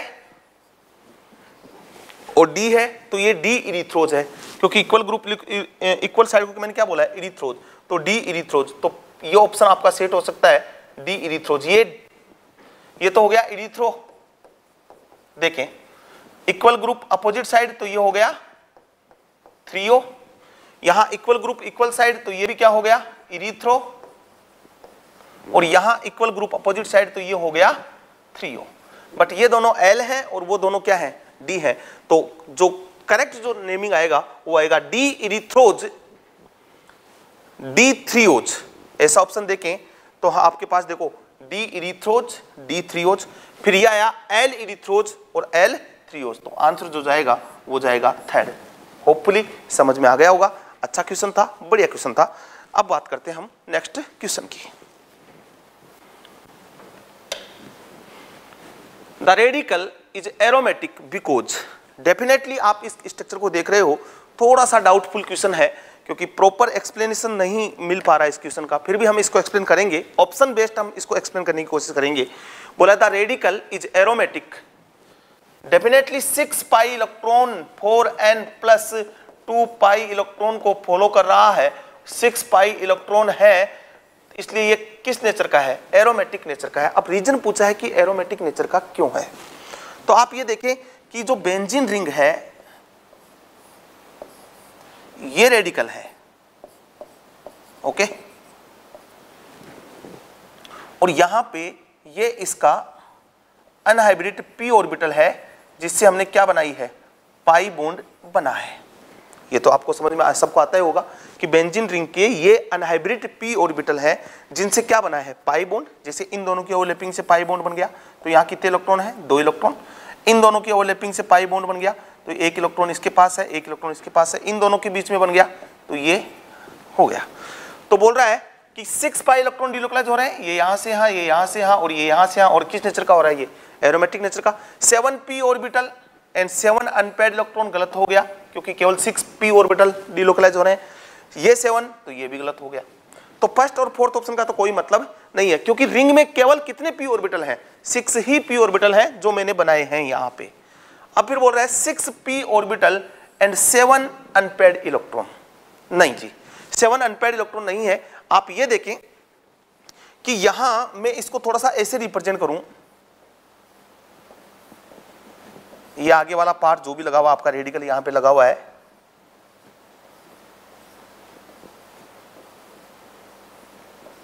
एक इलेक्ट्रॉन इसके पास है, एक इलेक्ट्रॉन इसके पास है, एक इलेक्ट्रॉन इसके पास है, इसके पास है, इसके पास है, और ये इसके पास है। इनकी पाई बॉन्डिंग से तो बना है ये पाई बॉन्ड और ये पाई बॉन्ड। तो हमारे पास 6p ऑर्बिटल में 6 अनपेयर्ड इलेक्ट्रॉन है, जो एक्चुअली में जिनकी पेयरिंग से क्या बना है? पाई बॉन्ड बना है। तो जो आंसर जाएगा वो जाएगा 6p orbitals and 6 unpaired electron. Ring के कारण तो एरोमेटिसिटी आ रही है, तो रिंग में अगर हम बोले 6p orbital and 6 unpaired electron, better explanation होता अगर मैं इसको बोलता 6p orbital and 6 paired electron, but option based से अगर हम आंसर देंगे तो वो जाएगा third is correct answer. Okay, ये एरोमेटिसिटी कंसेप्ट से क्वेश्चन था, और एरोमेटिक नेचर आपको सबको आनी भी चाहिए क्योंकि यहां से भी क्वेश्चन आते हैं। अब बात करते हैं हम नेक्स्ट क्वेश्चन की। That's a very good question. The order of stability of the following tautomeric compound. आप स्टूडेंट रेगुलरली आप देख रहे हो कि टॉटोमेरिज्म से क्वेश्चन लगातार आ रहे हैं, तो आपका टॉटोमेरिज्म का जो टॉपिक है वो बहुत ही अच्छे ढंग से क्लियर होना चाहिए। बहुत ज़्यादा डिटेल से बात नहीं करता, बट फिर भी आपको बेसिक कंसेप्ट टॉटोमेरिज्म का आना ही चाहिए। और ये क्वेश्चन बहुत ही शानदार क्वेश्चन है। ये आया नीट 2013 में, आपको 3 स्ट्रक्चर्स दी हुई है और तीनों स्ट्रक्चर का बोला है इनका स्टेबिलिटी ऑर्डर बताओ। ओके, तो स्टेबिलिटी ऑर्डर की अगर मैं बात करूं तो पहले थोड़ा सा कंसेप्ट आप सीखें।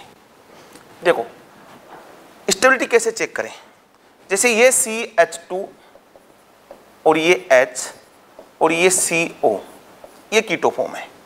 अगर ये टॉटोमेरिज्म शो करेगा, ठीक है, तो ये यहां से यहां और ये यहां से यहां, तो क्या बनेगा CH2 डबल बॉन्ड COH और ये वाला बॉन्ड, इसको आप क्या बोल देते हो कीटो और इसको क्या बोल देते हो इनोल। समझना, बहुत अच्छा कंसेप्ट बता रहा हूं, क्वेश्चन को सोल्व करने का तरीका बता रहा हूं। कीटो से हमने क्या बनाया, इनोल फॉर्म बना दिया। अब अगर मैं देखूं तो कीटो में मैंने क्या किया, कार्बन हाइड्रोजन सिग्मा बॉन्ड को मैंने क्या किया, ब्रेक किया। साथ के साथ मैंने कार्बन ऑक्सीजन के पाई बॉन्ड को ब्रेक किया। मतलब मैंने 2 बॉन्ड ब्रेक किए, यहां पे कार्बन हाइड्रोजन का बॉन्ड ब्रेक किया और कार्बन ऑक्सीजन के पाई बॉन्ड को ब्रेक किया। तो भाई जब बॉन्ड को ब्रेक करूंगा तो एनर्जी तो देनी पड़ेगी ना, तो डेफिनेटली मैंने यहां कुछ एनर्जी दी है। बट एनर्जी देने के बाद मैं ये देख पा रहा हूं कि जब यहां पे इनोल फॉर्म बना तो कार्बन कार्बन का पाई बॉन्ड बना, साथ के साथ OH का सिग्मा बॉन्ड भी बना। तो देखो इधर आपने कार्बन हाइड्रोजन सिग्मा बॉन्ड को क्या किया, तोड़ा, ब्रेक किया। साथ के साथ कार्बन ऑक्सीजन का ये जो पाई बॉन्ड है इसको भी आपने तोड़ा, तो आपको कुछ ना कुछ एनर्जी आपको देनी पड़ी। इधर आऊंगा मैं बात, तो इधर मेरे पास क्या हुआ कि carbon carbon pi bond formation हुआ, क्या इसका बना ही तो है बॉन्ड, और इधर साथ के साथ और क्या बना, OH सिग्मा बॉन्ड का भी क्या हुआ, फॉर्मेशन हुआ। तो मैं उधर जितनी एनर्जी दे रहा हूं उतनी एनर्जी क्या इनोल फॉर्म में रिलीज हो रही है। तो अगर हम डेटा बेस्ड थोड़ी सी बात करें, तो डेटा बेस्ड अगर हम बात करें तो कार्बन हाइड्रोजन सिग्मा बॉन्ड और कार्बन ऑक्सीजन बॉन्ड को अगर मैं तोड़ता हूं तो ऑलमोस्ट लगभग 361 किलो कैलोरी एनर्जी मुझे खर्च करनी पड़ती है।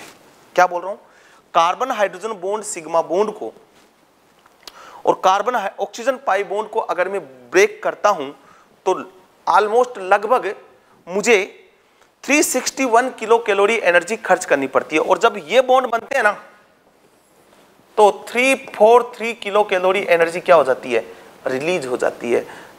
तो डियर आप ऐसे समझें कि आपने एक कीटो से अगर इनोल बनाया तो आपको 361 एनर्जी देनी पड़ी, और जब इनोल बना तो आपको 343 एनर्जी रिलीज हुई। मतलब 361 खर्च करने पे आपको 343 एनर्जी मिल रही है। डेफिनेटली ये घाटे का सौदा है। कैसे, क्योंकि 361 देके 343 दे रहा है, इसका मतलब कीटो फॉर्म क्या होती है, स्टेबल होती है। कितनी एनर्जी से, इन दोनों का डिफरेंस देखेंगे तो आप देखोगे कि 18 किलो कैलोरी का आएगा। तो मैं एक लाइन लिख रहा हूं, उस लाइन से मैं आगे जाता हूं। देखिए वो लाइन क्या है, ये समझ में आ गया होगा। अब देखो मैं एक लाइन लिखता हूं, ये लिख रहा हूं कि generally keto form is more stable than enol form by 18 kilo calorie per mole. इस लाइन को पकड़ के रखें कि जब एक कीटो से मैं इनोल बनाता हूं तो सीधा सा लॉस हो रहा है 18 किलो कैलोरी एनर्जी का। अब तो इसका मतलब कीटो फॉर्म ज्यादा स्टेबल है। अब इनोल फॉर्म कब स्टेबल होगी, यदि इनोल फॉर्म में कुछ एक्स्ट्रा स्टेबिलिटी आ जाए, और एक्स्ट्रा स्टेबिलिटी भी कितनी आनी चाहिए, जो इस 18 किलो कैलोरी एनर्जी के जो गैप को क्या कर दे, कवर कर दे। जनरली कीटो फॉर्म ज्यादा स्टेबल है, कितने से स्टेबल है, 18 किलो कैलोरी से। अब इनोल फॉर्म ज्यादा स्टेबल कब हो सकती है, जब उसमें एक्स्ट्रा स्टेबिलिटी फैक्टर आ जाए और एक्स्ट्रा स्टेबिलिटी फैक्टर कौन से हो सकता है? कंपाउंड एरोमेटिक हो जाए, हो सकता है कंपाउंड में डबल बॉन्ड रेजोनेंस बढ़ जाए, हो सकता है कंपाउंड में हाइपर कॉन्जुगेशन आ जाए, हो सकता है कंपाउंड में हाइड्रोजन बॉन्डिंग हो जाए। ये तभी स्टेबल होगा जब ये जो मैं स्टेटमेंट बोल रहा हूं जिनके जैसे रेजोनेंस हुआ, हाइपर कॉन्जुगेशन हुआ, हाइड्रोजन बॉन्डिंग हुई, एरोमेटिसिटी हुई, ये कब इफेक्टिव होंगे? जब ये 18 किलो कैलोरी एनर्जी के गैप को क्या करेंगे? कवर करेंगे, तब इनोल फॉर्म ज्यादा स्टेबल हो सकती है, अदरवाइज कीटो फॉर्म ज्यादा स्टेबल होगी। ये भी समझ में आ गया होगा। अब मैं इस क्वेश्चन पे अप्रोच करता हूं, देखिएगा, ठीक है। अब इस क्वेश्चन पे मैं अप्रोच करता हूं। देखो क्या है क्वेश्चन। क्वेश्चन में फर्स्ट आपके पास ये वाली है, इसकी दो स्ट्रक्चर बनाइए। एक बार तो इस वाली हाइड्रोजन को इन्वॉल्व करवाया, ये यहां से यहां, ये यहां से यहां, तो ये वाली इनोल फॉर्म बन गई। एक बार इस वाली हाइड्रोजन को इन्वॉल्व करवाया तो ये वाली इनोल फॉर्म बन गई। मतलब इस बीच वाली से एक ये वाली बन रही है और एक ये वाली बन रही है। तो ये कीटो है ना, ये कीटो फॉर्म है, इसमें इनोल बॉन्ड नहीं है। इनोल बॉन्ड का मतलब क्या होता है? इनोल बॉन्ड का मतलब होता है कार्बन कार्बन और उस पर क्या लगा हुआ हो? OH। तो इसमें कार्बन कार्बन पे OH लगा हुआ है, इसमें कार्बन कार्बन पे OH लगा हुआ है, तो ये इनोल फॉर्म है और ये भी कैसी है? इनोल फॉर्म है, ठीक है। अब मैं ये देख पा रहा हूं कि जब डेफिनेटली मैं इधर से इधर जा रहा हूं तो 18 किलो कैलोरी एनर्जी मुझे खर्च करनी पड़ी है। अब मैं इससे इधर आया तो क्या फायदा हुआ मुझे? क्या बना? मैं इधर लिख देता हूं कि जब ये वाला हाइड्रोजन इन्वॉल्व होगा तो क्या बनेगा आपके पास? CH3COH double bond CH, double bond O, CH3। तो यहां से यहां मैंने 18 किलो कैलोरी एनर्जी क्या की थी? खर्च की थी। अब इन दोनों के बीच में क्या होगी? Hydrogen bonding. तो नो डाउट हाइड्रोजन बॉन्डिंग हुई तो सिस्टम एनर्जी रिलीज करेगा, कुछ स्टेबिलिटी बढ़ेगी। साथ के साथ ये जो डबल बॉन्ड बना है, ये डबल बॉन्ड क्या दिखा रहा है? रेजोनेंस भी दिखा रहा है। तो इसमें एक्स्ट्रा स्टेबिलिटी किसके कारण आई? एक्स्ट्रा स्टेबिलिटी रीजन किस कारण आया? एक तो रेजोनेंस और एक हुआ क्या इसमें? H bonding. ये दो कारण से इसमें एक्स्ट्रा स्टेबिलिटी आई है और इन दो कारण से एक्स्ट्रा स्टेबिलिटी आएगी तो 18 किलो कैलोरी एनर्जी के गैप को क्या कर जाएगी? ये कवर कर जाएगी। तो इस स्ट्रक्चर से ये स्ट्रक्चर क्या होगी? स्टेबल होगी। तो थर्ड ज्यादा स्टेबल है किससे? सेकंड से। रीजन क्या है? रेजोनेंस है और क्या आई? Hydrogen bonding. अब इसकी बात करते हैं। ये जब बना तो इस वाला कंपाउंड हाइड्रोजन बॉन्डिंग तो है इसमें, तो H बॉन्डिंग, बट क्या डबल बॉन्ड रेजोनेंस में है? तो यहां रेजोनेंस क्या हुआ? रेजोनेंस क्या हो गया? एब्सेंट। रेजोनेंस तो हुआ ही नहीं। तो केवल हाइड्रोजन बॉन्डिंग से 18 किलो कैलोरी एनर्जी का गैप कवर नहीं होगा। हां, रेजोनेंस इसमें आया ही नहीं, तो वहां तो डबल बॉन्ड रेजोनेंस से स्टेबलाइज हुआ है और रेजोनेंस से सिस्टम स्टेबलाइज होता है। तो ये वाली जो स्ट्रक्चर है इस सेकंड वाली से क्या होगी? लेस स्टेबल होगी। क्यों? क्योंकि इसमें रेजोनेंस क्या हो गया? एब्सेंट हो गया। तो आंसर जो जाएगा वो जाएगा थर्ड, सेकंड, फर्स्ट, जो कि है फोर्थ इज करेक्ट आंसर। ठीक है, समझ में आ गया होगा। नेक्स्ट क्वेश्चन की बात करते हैं। Which of these least likely to act as a Lewis base? कि Lewis base की तरह which of these is least likely to act as a Lewis base? तो देखिए BF3, sp2 और वैकेंट क्या है इसके पास? वैकेंट P क्या है? ये लेविस एसिड। CO ये क्या है? इसके पास क्या है? Lone pair. लोन पेयर हो गया तो ये क्या हो गया? Lewis base. PF3 की बात करें तो PF3 में भी फॉस्फोरस के पास क्या है? लोन पेयर, तो ये भी क्या हो गया? Lewis base. F minus already क्या है? Lewis base. तो इसका मतलब BF3 जो है वो इलेक्ट्रोफाइल है, लेविस एसिड है, वो बेस की तरह बिहेव नहीं करेगा। तो सिंपल सा क्वेश्चन आंसर जाएगा फोर्थ, केमिकल बॉन्डिंग से कोऑर्डिनेट हो रहा है। नेक्स्ट क्वेश्चन की बात करते हैं। Which of the following order of acidic strength is correct? वैसे बेसिकली अगर एसिडिक स्ट्रेंथ की बात करें तो किसी भी कंपाउंड की एसिडिक स्ट्रेंथ उसकी पीके वैल्यू पे डिपेंड करती है। फिर भी आपको कुछ एसिड्स पता होने चाहिए जिनकी स्ट्रेंथ क्या होती है। तो जनरली अगर उस एसिड की हम बात करें तो कार्बोक्सिलिक एसिड ज़्यादा एसिडिक होता है, RCOH ज़्यादा एसिडिक होता है। उसके बाद जनरली आता है फिनोल, ये जो एक ऑर्डर लिख रहा हूँ ये आपको जनरली पता होना चाहिए। फिर फिनोल आता है, उसके बाद CH3OH, उसके बाद H2O, उसके बाद ROH, मतलब अदर जो भी एल्कोहल है वो आएंगे। R बराबर यहाँ क्या नहीं होना चाहिए, CH3 नहीं होना चाहिए। उसके बाद आता है कार्बन कार्बन ट्रिपल बॉन्ड, ये वाला H। मतलब ऑक्सीजन हाइड्रोजन बॉन्ड की acidic nature carbon hydrogen bond से क्या होती है, ज्यादा होती है। तो इस ऑप्शन को अगर चेक करें तो सबसे पहले कार्बोक्सिलिक एसिड, तो हर जगह कार्बोक्सिलिक एसिड दिया हुआ है। फिनोल हमारे पास ऑप्शन में है नहीं, फिर CH3OH भी हमारे पास ऑप्शन में नहीं है। एक मेथनॉल ऐसा है एल्कोहल जो वाटर से ज्यादा एसिडिक होता है, बाकी सभी एल्कोहल वाटर से क्या होते हैं, कम एसिड होते हैं। तो आंसर जो जाएगा इस ऑर्डर के अकॉर्डिंग वो जाएगा थर्ड। और जनरली पता भी होना चाहिए, आप सबसे पहले देखिए कि OH बॉन्ड में पोलैरिटी ज्यादा है, OH बॉन्ड ज्यादा एसिडिक होता है कंपैरेटिव टू कार्बन हाइड्रोजन। तो इसमें कार्बन हाइड्रोजन बॉन्ड टूटेगा, वो भी कार्बन हाइड्रोजन भी कौन सा टूट रहा है, ट्रिपल बॉन्ड वाला टूट रहा है। यहां भी अगर बात करूं तो कार्बन हाइड्रोजन सबसे ज्यादा, ये फिर सिंगल बॉन्ड वाला, फिर ये डबल बॉन्ड वाला कार्बन हाइड्रोजन, और सबसे कम जो एसिडिक होता है, सबसे ज्यादा एसिडिक होता है ट्रिपल बॉन्ड वाला, फिर डबल बॉन्ड वाला, और सबसे कम होता है वो सिंगल बॉन्ड वाला। तो आंसर जाएगा वो जाएगा थर्ड। नेक्स्ट की बात करते हैं। Arrange the following amine in the order of increasing basicity. ये बेसिसिटी का क्वेश्चन है, जीओसी से कनेक्टेड है। अगर हम बेसिसिटी की बात करें क्वेश्चन की, कि बेसिसिटी की अगर हम क्वेश्चंस की बात करें तो बेसिसिटी का मतलब क्या है, बेसिसिटी का मतलब है लोन पेयर डोनर स्पीसीज। यहां भी लोन पेयर है, यहां भी लोन पेयर है, यहां सभी के पास क्या है, लोन पेयर है, सब जगह लोन पेयर है। तो मतलब बेस की तरह तो सभी क्या करेंगे, बिहेव करेंगे। अब अगर हम बात करें, ये लो सभी बेस की तरह बिहेव करेंगे। अब अगर हम बात करें कि हम बोल रहे हैं बेसिसिटी का मतलब है जो कि लोन पेयर क्या करता हो, डोनेट करता हो। तो लोन पेयर डोनेट कौन करेगा, जिसके पास लोन पेयर होंगे। अब इजी वे में कौन करेगा, मतलब अगर किसी स्पीसीज के लोन पेयर रेजोनेंस में इन्वॉल्व हो रहे हैं, मतलब अगर किसी स्पीसीज में लोन पेयर डिलोकलाइजेशन में पार्टिसिपेट हो रहे हैं, तो वो कमिंग प्रोटोन के लिए या कमिंग एसिड के लिए इजीली अवेलेबल नहीं होंगे। तो देखो इसके जो लोन पेयर है वो है अनडिलोकलाइज, मतलब ये डिलोकलाइज नहीं हो रहे हैं।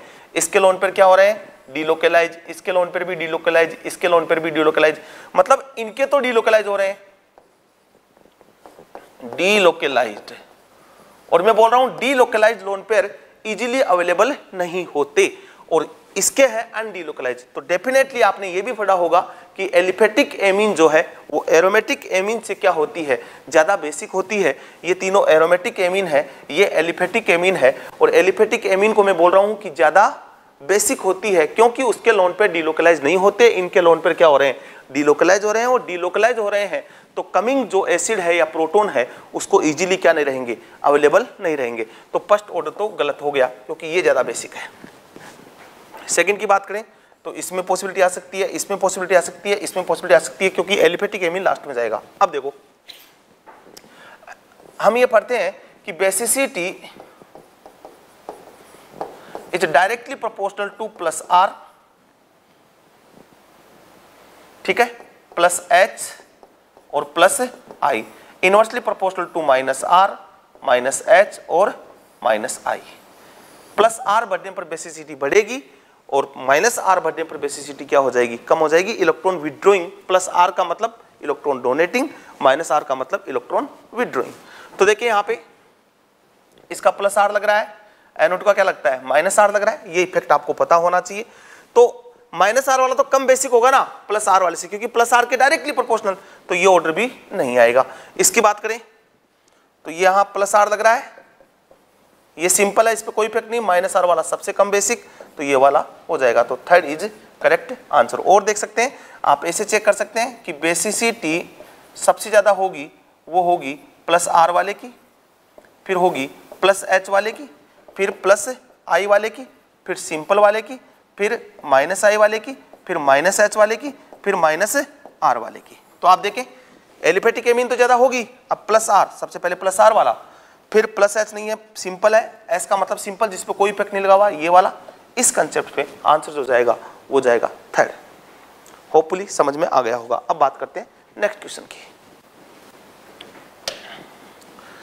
Consider the following compounds hyperconjugation occur. एक टर्म बोली है हाइपर कॉन्जुगेशन, तो कंसेप्ट क्या है हाइपर कॉन्जुगेशन का, पहले उसको देखें। देखो हाइपर कॉन्जुगेशन टू टाइप का होता है जनरली। टू टाइप का हाइपर कॉन्जुगेशन अगर होता है तो वो कौन सा होता है? हाइपर कॉन्जुगेशन H से रिप्रेजेंट कर रहा हूं और ये टू टाइप का होता है। एक है alpha carbon hydrogen sigma, alpha carbon hydrogen sigma electron,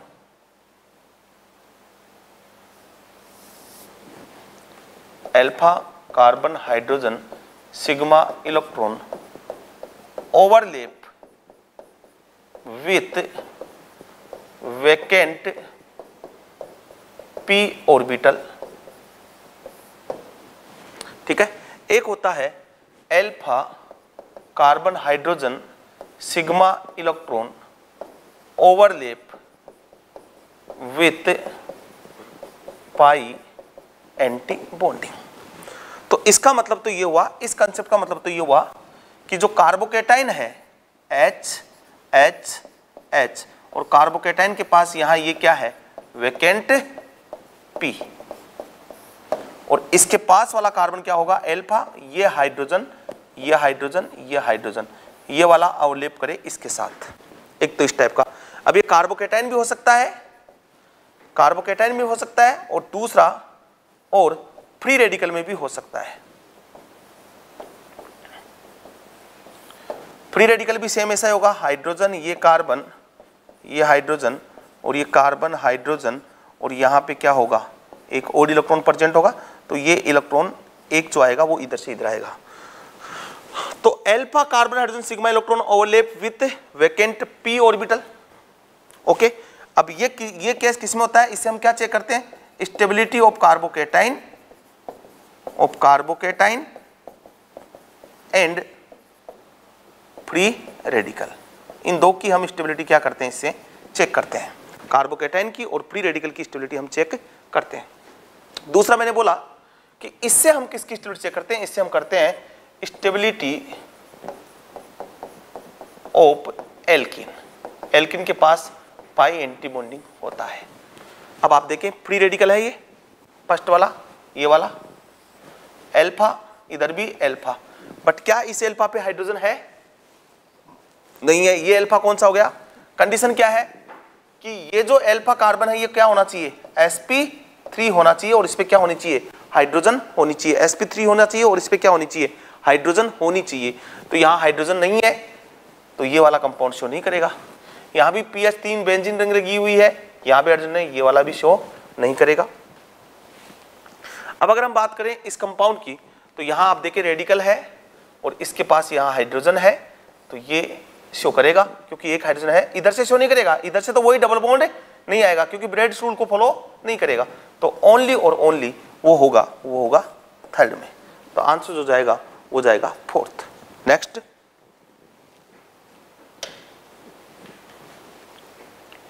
which of the following is the most correct electron displacement for a nucleophilic reaction to take place? अगर न्यूक्लियोफिलिक रिएक्शन होती है तो कौन सा करेक्ट रिप्रेजेंटेशन है? तो आप देखें कि CH3 का प्लस HI लगेगा तो इलेक्ट्रॉन डिस्प्लेसमेंट इधर होंगे क्योंकि इसका क्या लगता है? प्लस I इफेक्ट लगता है। फिर ये डबल बॉन्ड इधर आएगा तो Cl बाहर होगा, तो Cl को रिप्रेजेंट नहीं किया इन्होंने। यहाँ बात करें तो CH3 का यहाँ भी प्लस I लग रहा है, फिर ये डबल बॉन्ड इधर से इधर आएंगे, ये मिसिंग है, इसमें ये एरो मिसिंग है, इसमें ये वाला एरो मिसिंग है, तो ये भी नहीं होगा क्योंकि ये एरो मिसिंग है, इसमें ये एरो मिसिंग है, ये भी नहीं होगा। अब यहाँ डबल बॉन्ड इधर से इधर नहीं जाएंगे क्योंकि CH3 का प्लस I लगता है, डायरेक्शन इधर दिखा रखी है, तो ये भी नहीं होगा। इसको अगर चेक करें तो CH3 का प्लस I लग रहा है या प्लस H बोल दो, तो ये इलेक्ट्रॉन इधर से इधर शिफ्ट और ये Cl क्या हो जाएगा? बाहर। तो करेक्ट रिप्रेजेंटेशन जो आएगा वो आएगा 4। तो correct answer 4। Next, the enthalpy of hydrogenation of these compound will be in the order. अब मैं बात करता हूं हाइड्रोजनेशन का मतलब क्या है। जब भी किसी कंपाउंड का हाइड्रोजनेशन करते हैं तो जैसे कार्बन और कार्बन ये बॉन्ड है, इस पे मैं HH का एडिशन करवाता हूं तो क्या होगा, ये वाला कंपाउंड बनेगा। तो ड्यूरिंग रिएक्शन हुआ क्या, कार्बन कार्बन का पाई बॉन्ड टूटा, ये ब्रेक हुआ, और हाइड्रोजन हाइड्रोजन का ये सिग्मा बॉन्ड टूटा है। तो यहां पे दो पॉसिबिलिटी है कि एनर्जी देनी पड़ी है। यहां पे क्या हुआ, दो कार्बन हाइड्रोजन, यहां पे आपके पास जो हुआ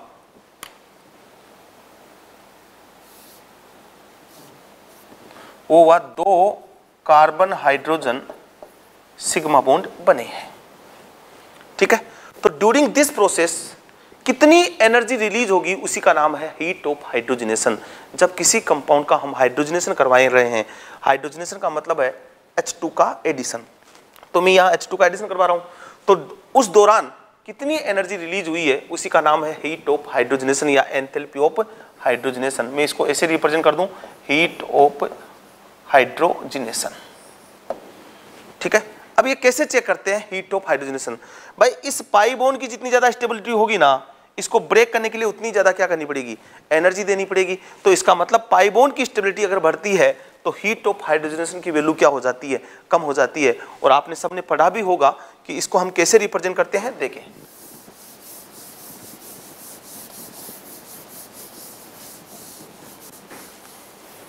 हम ये चेक करते हैं कि heat of hydrogenation is directly proportional to number of double bond. पहले आपको डबल बॉन्ड चेक करने हैं। अब यदि number of double bond same आ जाए तो फिर आपको चेक करना है कि heat of hydrogenation is inversely proportional to stability of pi bond. फिर आपको यह चेक करना है कि heat of hydrogenation stability of pi bond की क्या होगी, इनवर्सली प्रोपोर्शनल होगी। तो देखिए यहां पे 3 पाई बॉन्ड है, यहां भी 3 पाई बॉन्ड है और यहां भी 3 पाई बॉन्ड है। तो फर्स्ट कंसेप्ट तो हमारा सेम आ गया क्योंकि नंबर ऑफ डबल बॉन्ड सभी में क्या है, सेम है। अब हम देखेंगे कि स्टेबिलिटी ऑफ पाई बॉन्ड जितनी ज्यादा है वहां हीट ऑफ हाइड्रोजनेशन उतनी क्या हो जाएगी, मिनिमम हो जाएगी। तो देखिए यहाँ पे ये डबल बॉन्ड में ये क्या हो, किस नेचर का है, एरोमेटिक नेचर का, मतलब रेजोनेंस हो रहा है, एरोमेटिक आ रहा है तो ये मोस्ट स्टेबल है।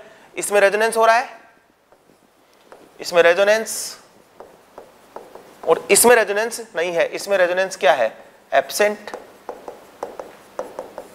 तो सबसे ज्यादा अगर मैं स्टेबिलिटी की बात करूं, यहां पे कंपाउंड की स्टेबिलिटी की बात करूं तो मोस्ट स्टेबल कंपाउंड जो है वो फर्स्ट है, फिर कौन सा है, सेकंड, और उसके बाद कौन सा है, थर्ड।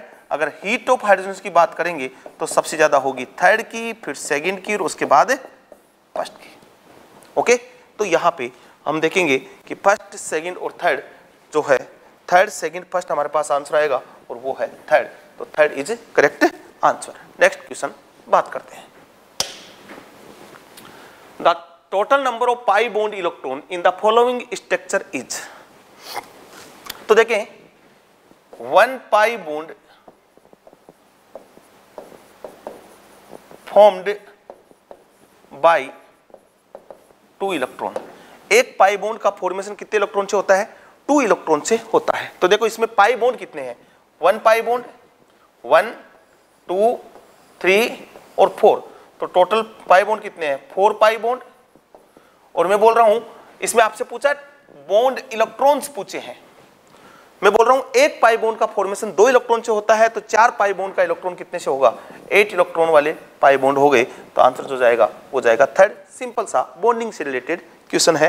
नेक्स्ट क्वेश्चन की हम बात करते हैं। In which of the following compound the CCl bond ionised shall give most stable carbonium ion. Carbonium ion को हम कार्बोकेटाइन भी बोलते हैं।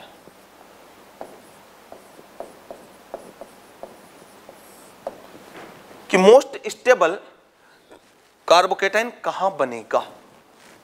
तो आप एक सिंपल सा कंसेप्ट है, देखो जब भी कार्बन क्लोरीन के बीच का बॉन्ड ब्रेक होगा तो डेफिनेटली ये जब ये वाला जो बॉन्ड टूट रहा है, तो ये बॉन्ड टूट रहा, तो Cl इस बॉन्ड के इलेक्ट्रॉन को लेके बाहर निकल रहा है, और जो स्पीसीज बनती है ना वो आपके पास ये वाली बनती है।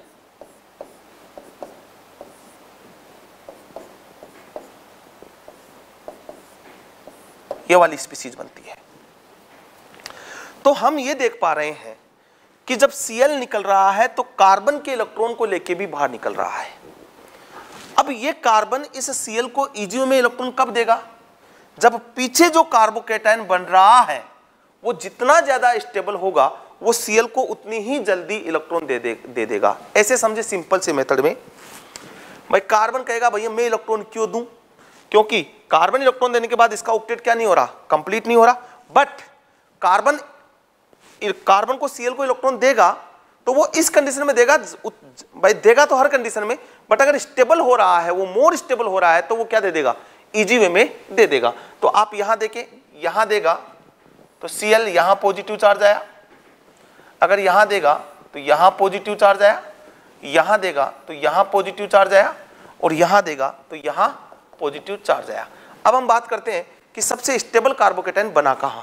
तो यहां पे कार्बोकैटायन बहुत ज्यादा स्टेबल नहीं है। यहां पे ये कार्बन जो है वो किससे स्टेबलाइज हो रहा है? रेजोनेंस से स्टेबलाइज हो रहा है। और जब रेजोनेंस से स्टेबलाइज हो रहा है तो मोस्ट स्टेबल कार्बोकैटायन इस केस में बनेगा, इसलिए सबसे जल्दी आयोनाइज्ड जो होगा वो होगा फोर्थ। इसलिए आंसर जो जाएगा वो जाएगा फोर्थ। आपसे बोला सबसे ज्यादा स्थायी कार्बोनियम आयन देता है, तो सबसे ज्यादा स्टेबल कार्बोकैटायन यहां बनेगा, तो आंसर जो जाएगा वो जाएगा फोर्थ। नेक्स्ट,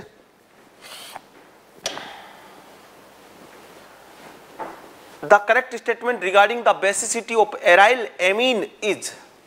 एराइल एमीन का मतलब क्या है कि रिंग के साथ नाइट्रोजन के लोन पेयर क्या होते हों? रेजोनेंस में पार्टिसिपेट करते हों। This is called aryl amine या एरोमेटिक एमीन। जब नाइट्रोजन के लोन पेयर रिंग के साथ क्या होते हों? डीलोकलाइज होते हों। तो आपसे बोला है the correct statement regarding the basicity of aryl amine is. Aryl amine की सारकता के लिए सही कथन क्या है? ओके, देखिए, aryl amine are generally more basic than alkyl amine. और एल्काइल एमीन क्या होगी बेटा? एल्काइल एमीन होती है RNH2, ये लोन पेयर। तो इसके लोन पेयर तो क्या होते हैं? रेजोनेंस में इन्वॉल्व होते हैं।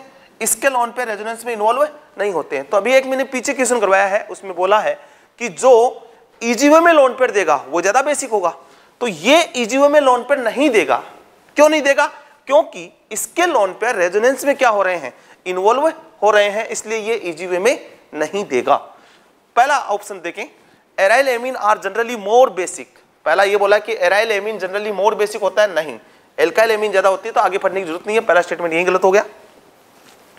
Aryl amine are generally more basic, ये भी गलत हो गया, एराइल एमीन ज्यादा बेसिक नहीं होती।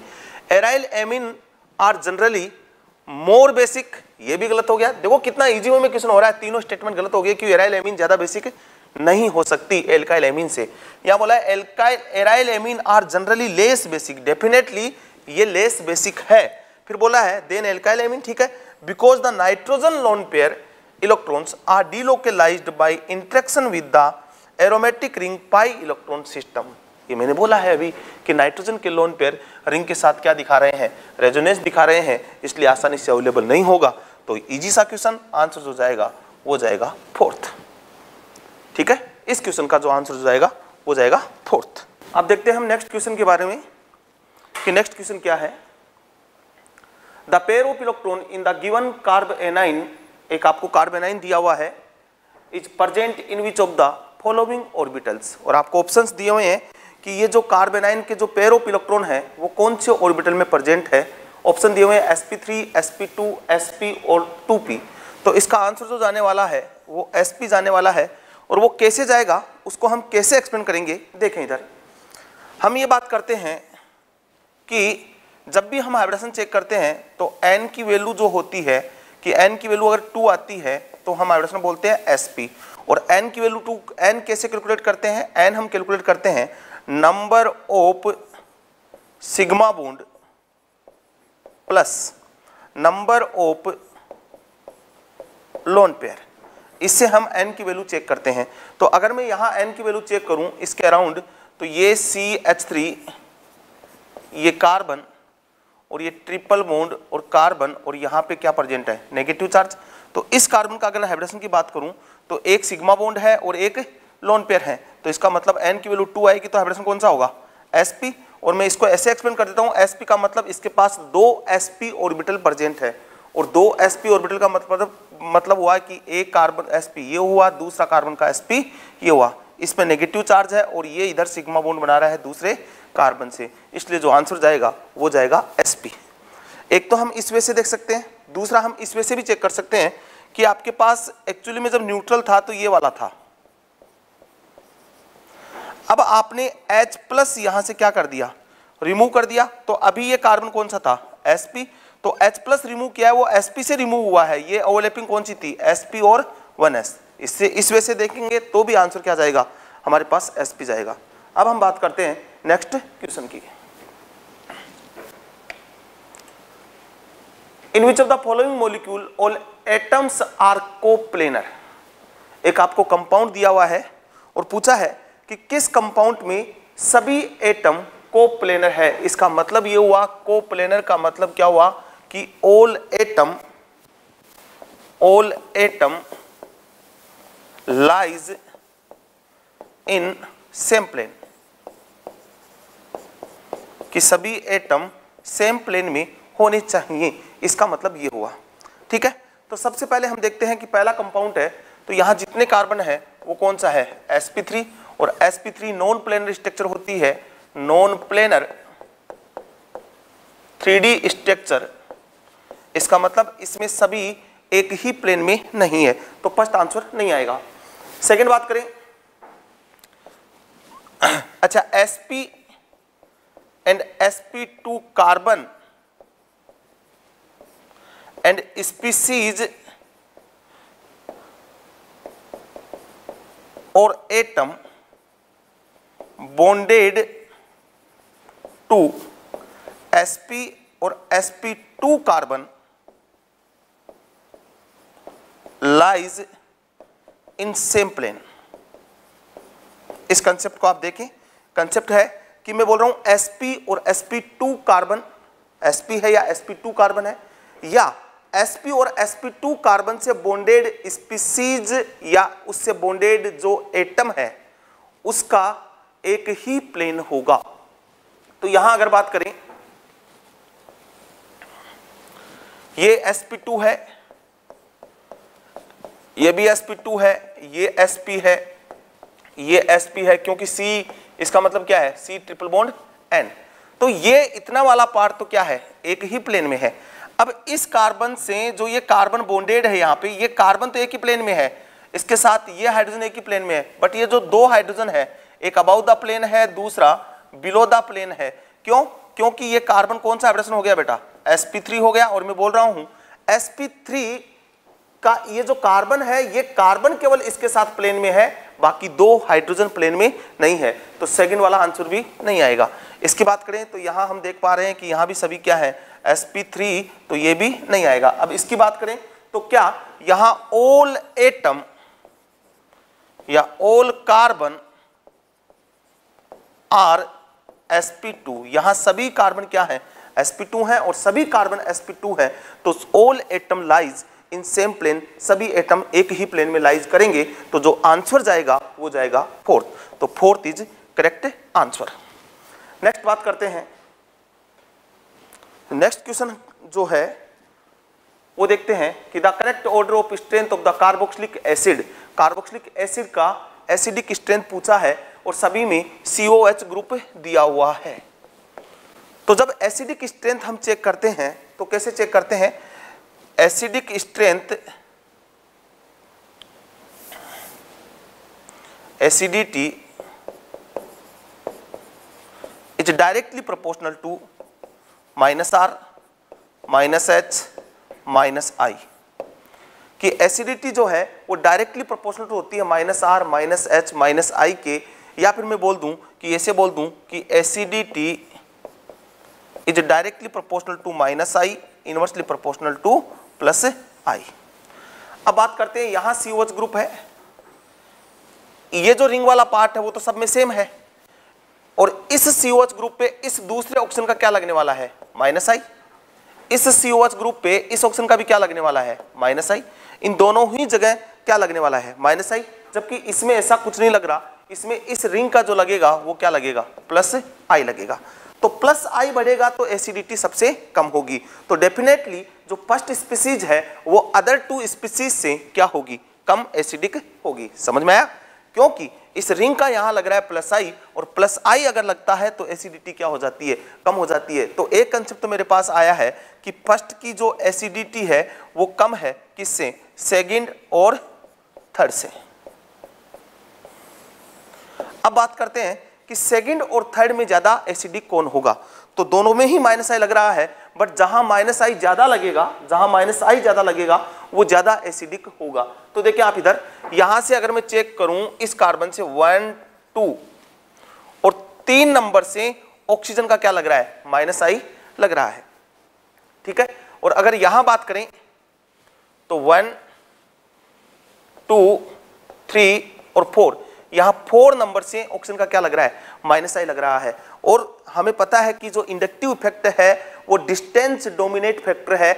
जैसे जैसे डिस्टेंस बढ़ती है तो इंडक्टिव इफेक्ट की स्ट्रेंथ क्या होती जाती है, कम होती जाती है। मतलब कहने का मतलब ये है कि ये ऑक्सीजन इस COH के ज्यादा क्लोज है तो इसका स्ट्रॉन्ग -I लगेगा, मतलब ज्यादा -I लगेगा। ये इससे दूर है तो इसका -I कम लगेगा। और -I ज्यादा जहां लगेगा वहां ज्यादा एसिडिक नेचर होगी, इसका मतलब सेकंड ज्यादा एसिडिक है थर्ड से। तो आंसर आ जाएगा सबसे ज्यादा सेकंड, उसके बाद थर्ड, और सबसे कम एसिडिक जो होगा वो फर्स्ट होगा। समझ में आ गया होगा? ऐसा ऑप्शन जो है हमारे पास वो है फर्स्ट, तो आंसर जाएगा वो जाएगा फर्स्ट। ठीक है, next question, Which one is the most acidic compound? अगर हम यहां बात करें कि सबसे ज्यादा मोस्ट एसिडिक कंपाउंड कौन है, तो सबसे पहले हम देखेंगे एसिडिक सोर्स क्या है, कौन सा बॉन्ड क्लीवेज हो रहा है। सबसे पहले ये देखें तो सब में जो मेन फंक्शनल ग्रुप है वो है all have phenolic OH group. यहां भी ये फिनोल वाला है, यहां भी फिनोल वाला है, यहां भी फिनोल वाला है और यहां भी फिनोल वाला है। तो इसका मतलब ये हुआ कि सब में फिनोलिक OH ग्रुप प्रेजेंट है। अब देखना, मैं यहां तो पूछा है मोस्ट एसिडिक, मैं इनका ऑर्डर बताऊंगा कि इनका एसिडिटी ऑर्डर हमें कैसे चेक करना है। तो सबसे पहले हमने सोर्स चेक किया कि कौन सा कंपाउंड कहां से एसिडिटी शो कर रहा है, कि कौन से बॉन्ड का क्लीवेज होगा। तो हम ये देख पा रहे हैं कि सभी कंपाउंड में फिनोलिक ग्रुप प्रेजेंट है, सभी में OH बॉन्ड ब्रेक होगा। और जब OH बॉन्ड ब्रेक होगा तो वही कंसेप्ट है कि एसिडिटी की बात करें तो एसिडिटी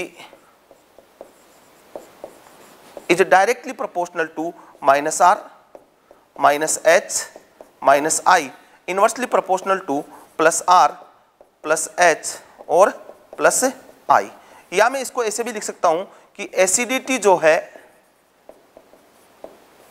वो डायरेक्टली प्रोपोर्शनल टू सबसे ज्यादा -R वाले की होगी, फिर -H वाले की होगी, फिर -I वाले की होगी, फिर S का मतलब सिंपल जिसपे कोई इफेक्ट नहीं लगा हुआ हो, उसके बाद +I वाले की होगी, उसके बाद +H वाले की होगी, सबसे कम एसिडिटी जो होगी वो +R वाले की होगी।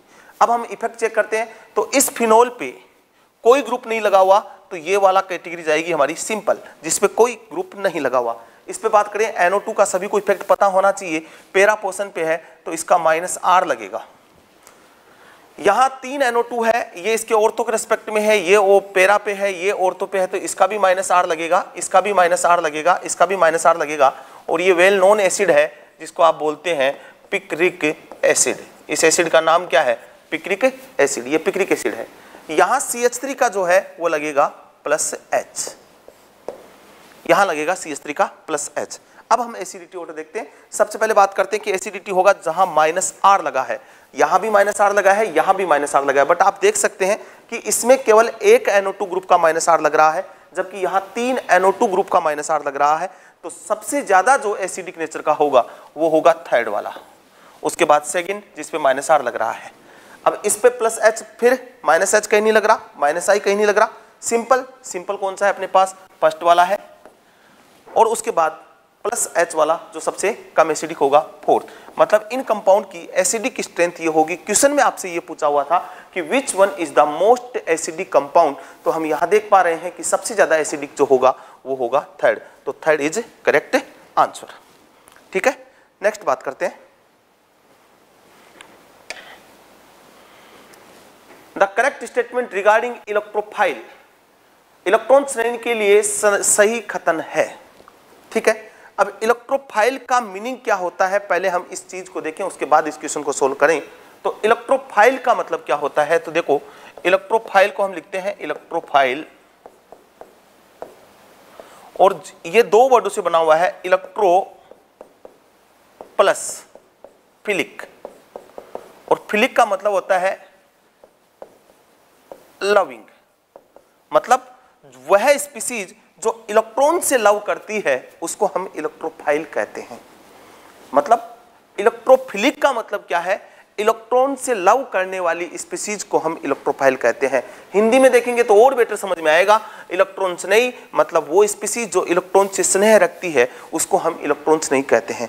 अब बात आती है कि कौन सी स्पीसीज इलेक्ट्रॉन से स्नेह रखेगी, तो इस बात की हम बात करें कि कौन सी स्पीसीज इलेक्ट्रॉन से स्नेह रखेगी, तो पहली बात तो वो स्पीसीज जिसके पास इलेक्ट्रॉन की डेफिशिएंसी है। जिस स्पीसीज के पास ऑलरेडी इलेक्ट्रॉन की डेफिशिएंसी है, उसका ऑक्टेट कंप्लीट नहीं हो रहा, या उसके पास वेकेंट p ऑर्बिटल है, वेकेंट d ऑर्बिटल है, जो लेविस एसिड है, जो लोन पेयर क्या कर सकती है, एक्सेप्ट कर सकती है, मतलब इलेक्ट्रॉन पेयर क्या कर सकती है, एक्सेप्ट कर सकती है, वो इलेक्ट्रोफाइल होगी। मतलब लेविस एसिड हो सकता है, या फिर वो स्पीसीज जिसके पास वेकेंट p या d ऑर्बिटल हो, या फिर वो स्पीसीज जो इलेक्ट्रॉन डेफिशिएंट हो। तो पहला बोला है electrophile is a negative charges species, नहीं, इलेक्ट्रोफाइल नेगेटिव चार्जेज स्पीसीज नहीं होती, क्योंकि नेगेटिव चार्जेज स्पीसीज तो हम क्या बोलते हैं, न्यूक्लियोफाइल बोलते हैं।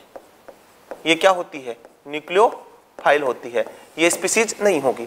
तो फर्स्ट ऑप्शन का कोई मतलब नहीं है, कट हो गया। Second, electrophile are generally neutral species and can form a bond by accepting pair of electron from a nucleophile। yes, electrophile मैंने जरूरी नहीं है, कैटायनिक स्पीसीज भी हो सकती है बट न्यूट्रल भी हो सकती है। तो यहां बोला है कि generally electrophile generally neutral species and can form bond by accepting pair of electron, मतलब वो क्या करेगी, पेयर ऑफ इलेक्ट्रॉन को क्या करेगी, एक्सेप्ट करेगी, और जो पेयर ऑफ इलेक्ट्रॉन जो डोनेट करता है उसको हम बोलते हैं न्यूक्लियोफाइल। तो सेकंड स्टेटमेंट सही है।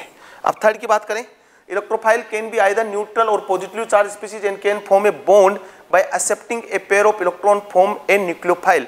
तो यहां तो बोला था कि केवल इलेक्ट्रोफाइल न्यूट्रल स्पीसीज होगी, यहां और बेटर बोला है कि electrophile can be either neutral और पॉजिटिवली चार्ज। तो मैंने अभी पहले बोला था कि इलेक्ट्रोफाइल पॉजिटिव चार्ज भी हो सकता है, न्यूट्रल स्पीसीज भी हो सकती है, and can form a bond by accepting a pair of electron form a nucleophile। तो बेटर ऑप्शन जो जाएगा वो थर्ड जाएगा, सेकंड को हम यहाँ इग्नोर करेंगे। सेकंड स्टेटमेंट को मैं ये नहीं बोल सकता गलत है, गलत नहीं है, वो भी सही है, बट अगर बेटर ऑप्शन की बात करेंगे तो थर्ड होगा। इलेक्ट्रोफाइल इज नेगेटिवली चार्ज, तो नेगेटिवली चार्ज न्यूक्लियोफाइल होते हैं, ये नहीं होगा। तो आंसर जो जाएगा उसका जाएगा third, third is correct answer. Next question, next question की बात करें तो वापस से देखिए बेसिसिटी का क्वेश्चन है, the correct increasing order of basic strength for the following compound.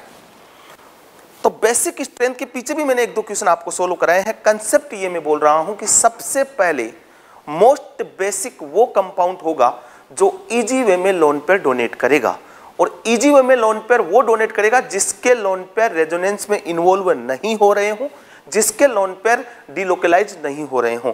इसीलिए तो हमने बोला था कि aliphatic amine are more basic than aromatic amine, क्योंकि एलिफेटिक एमीन में नाइट्रोजन के लोन पेयर रेजोनेंस में इन्वॉल्व नहीं होते, एरोमेटिक एमीन में नाइट्रोजन के लोन पेयर रेजोनेंस में इन्वॉल्व होते हैं। तो मैं यहाँ तीन स्पीसीज मेरे को दी हुई है, और तीनों को अगर मैं देखूँ तो इसके लोन पेयर भी डिलोकलाइज हो रहे हैं, इसके लोन पेयर भी डिलोकलाइज हो रहे हैं, और इसके लोन पेयर भी डिलोकलाइज हो रहे हैं। तीनों ही स्पीसीज में हम ये देख रहे हैं कि लोन पेयर क्या हो रहे हैं, डिलोकलाइज हो रहे हैं। मतलब मैं ये बोलूं कि all species have delocalised lone pair, सभी में लोन पेयर क्या हो रहे हैं, डीलोकेलाइज्ड हो रहे हैं। अब हम इफेक्ट देखेंगे कि जब ये कंडीशन सेम आ गई तो हम देखेंगे वही फॉर्मूला अपना कि basicity is directly proportional to plus R plus H plus I, फिर सिंपल, फिर माइनस आई, फिर माइनस एच और उसके बाद माइनस आर। इस फॉर्मूले से अगर हम चेक करें तो देखें ये सिंपल है, इस पर कोई इफेक्ट नहीं लगा हुआ। ये NO2 का क्या लगेगा पैरा पोर्शन से माइनस आर, CH3 का पैरा पोर्शन से क्या लगेगा प्लस एच। तो मैं देखूंगा बेसिसिटी प्लस आर कहीं लग रहा है, कहीं नहीं लग रहा। तो उसके बाद प्लस एच लग रहा है, जी हाँ प्लस एच लग रहा है थर्ड में, तो सबसे ज्यादा बेसिक जो होगा वो होगा थर्ड। उसके बाद क्या प्लस आई लग रहा है, नहीं लग रहा, सिंपल है फर्स्ट, फिर माइनस आई नहीं लग रहा, माइनस एच नहीं लग रहा, माइनस आर लग रहा है, माइनस आर वाला सबसे कम बेसिक होगा तो सेकंड लीस्ट बेसिक होगा। आंसर जो जाएगा वो जाएगा थर्ड, फर्स्ट, सेकंड, और ऐसा ऑप्शन जो हमारे पास है वो थर्ड है, तो थर्ड इज करेक्ट आंसर। ये सारे क्वेश्चन GOC के चल रहे हैं। नेक्स्ट क्वेश्चन से बात करें, which one is the correct order of acidity, कि कौन सा एसिडिटी का करेक्ट ऑर्डर है। तो देखें एसिडिटी सबसे पहले मैंने ये देखा कि आप सोर्स चेक करें तो हम ये देख पा रहे हैं कि जितने भी कंपाउंड है वो एसिडिटी शो कहां से करने वाले हैं, सब में कार्बन हाइड्रोजन बॉन्ड ब्रेक होने वाला है। और जब भी एसिडिटी चेक करते हैं, जब सेम डोनर, जब सेम एटम से बॉन्डेड हो हाइड्रोजन, तो यहां जितने एग्जांपल है उनमें मैंने बोला कि कार्बन हाइड्रोजन का बॉन्ड टूटना है, हाइड्रोजन सेम एटम कार्बन से बॉन्डेड है। तो इस कंडीशन में हम एसिडिटी कैसे चेक करते हैं, इस कंडीशन में हम एसिडिटी चेक करते हैं कि as well as stability of conjugated base increase acidity of conjugated acid increase. मैं ये बोल रहा हूं कि जैसे जैसे कॉन्जुगेटेड बेस की स्टेबिलिटी बढ़ेगी उसके कॉन्जुगेटेड एसिड की एसिडिटी उतनी ही ज्यादा होगी। तो आपके पास जो स्पीसीज दी हुई है, एक तो दिया हुआ है CH3 CH2H, ये वाली स्पीसीज दी हुई है। एक स्पीसीज आपको दी हुई है, वो दी हुई है CH2 डबल बॉन्ड CH। एक स्पीसीज दी हुई है, वो दी हुई है CH3 C triple bond CH। और एक स्पीसीज आपको दी हुई है, वो दी हुई है HC ट्रिपल बॉन्ड C और ये H। ये वाली स्पीसीज आपको दी हुई है। तो अगर मैं इसका कॉन्जुगेटेड एसिड बनाऊंगा, बेस बनाऊंगा, तो H प्लस यहां से गया, इसका कॉन्जुगेटेड बेस क्या बना CH3 CH2 माइनस। ओके, अगर इसका कॉन्जुगेटेड बेस बनेगा तो ये बनेगा सेकंड का CH2 डबल बॉन्ड CH, ये माइनस, यहां से H गया तो यहां से बना CH3 C ट्रिपल बॉन्ड और C माइनस, यहां से गया तो यहां से बना H C triple bond C minus. These are conjugated base. अब जिसका कॉन्जुगेटेड बेस जितना ज्यादा स्टेबल है ना, वो उतना ही स्ट्रॉन्ग एसिड था, वो उतनी ही जल्दी H प्लस रिलीज करेगा। तो अगर बात करें तो यहां पे हम देख रहे हैं कि ये जो है यहां बात करें तो ये किसमें है sp3 में, यहां बात करें ये किसमें है sp2 में, ये भी किसमें है sp में, और ये भी किसमें है sp में। और हम ये बोलते हैं कि s% करेक्टर अगर बढ़ता है, s% अगर इंक्रीज होते हैं तो माइनस आई इफेक्ट क्या होता है, इंक्रीज होता है। माइनस आई इफेक्ट क्या होता है, इंक्रीज होता है। और माइनस आई इफेक्ट इंक्रीज होता है, हम ये भी बोलते हैं कि माइनस आई इफेक्ट इंक्रीज होगा तो कार्ब एनाइन की स्टेबिलिटी क्या होगी, बढ़ेगी। माइनस आई इफेक्ट इंक्रीज होगा तो कार्ब एनाइन की minus I increase stability of carb A9 क्या हो जाएगी, इंक्रीज हो जाएगी। तो कार्ब एनाइन की स्टेबिलिटी क्या हो जाएगी, इंक्रीज हो जाएगी। तो अब देखें सबसे ज्यादा s% करेक्टर यहां पे है इन दोनों में। अब इसमें इस CH3 का क्या लगेगा, प्लस आई लगेगा, इसमें ऐसा कुछ नहीं लगेगा।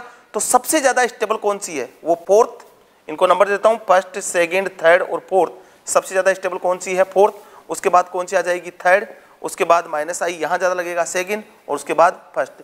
ये कॉन्जुगेटेड बेस की स्टेबिलिटी है, और जो कॉन्जुगेटेड बेस की स्टेबिलिटी होगी वो ही एसिडिटी ऑर्डर होगा। तो इसका मतलब सबसे स्ट्रॉन्ग एसिड ये वाला होगा, उसके बाद ये होगा, उसके बाद ये होगा, उसके बाद ये होगा, मतलब first is correct answer, first correct answer आएगा। ठीक है, तो ये था स्टूडेंट 11th क्लास के पार्ट को हमने डिस्कस किया, और 11th क्लास के पार्ट में मैंने आपसे 3 टॉपिक डिस्कस कर चुका हूं जो प्रीवियस ईयर के एग्जाम में आए हुए हैं। 3 टॉपिक कौन कौन से डिस्कस हमने कर लिए हैं? नोमेनक्लेचर, आइसोमेरिज्म और जीओसी। और इनमें कॉमन बात ये निकल के आई है कि नोमेनक्लेचर से most of functional group containing compound का नेमिंग पूछा जा रहा है।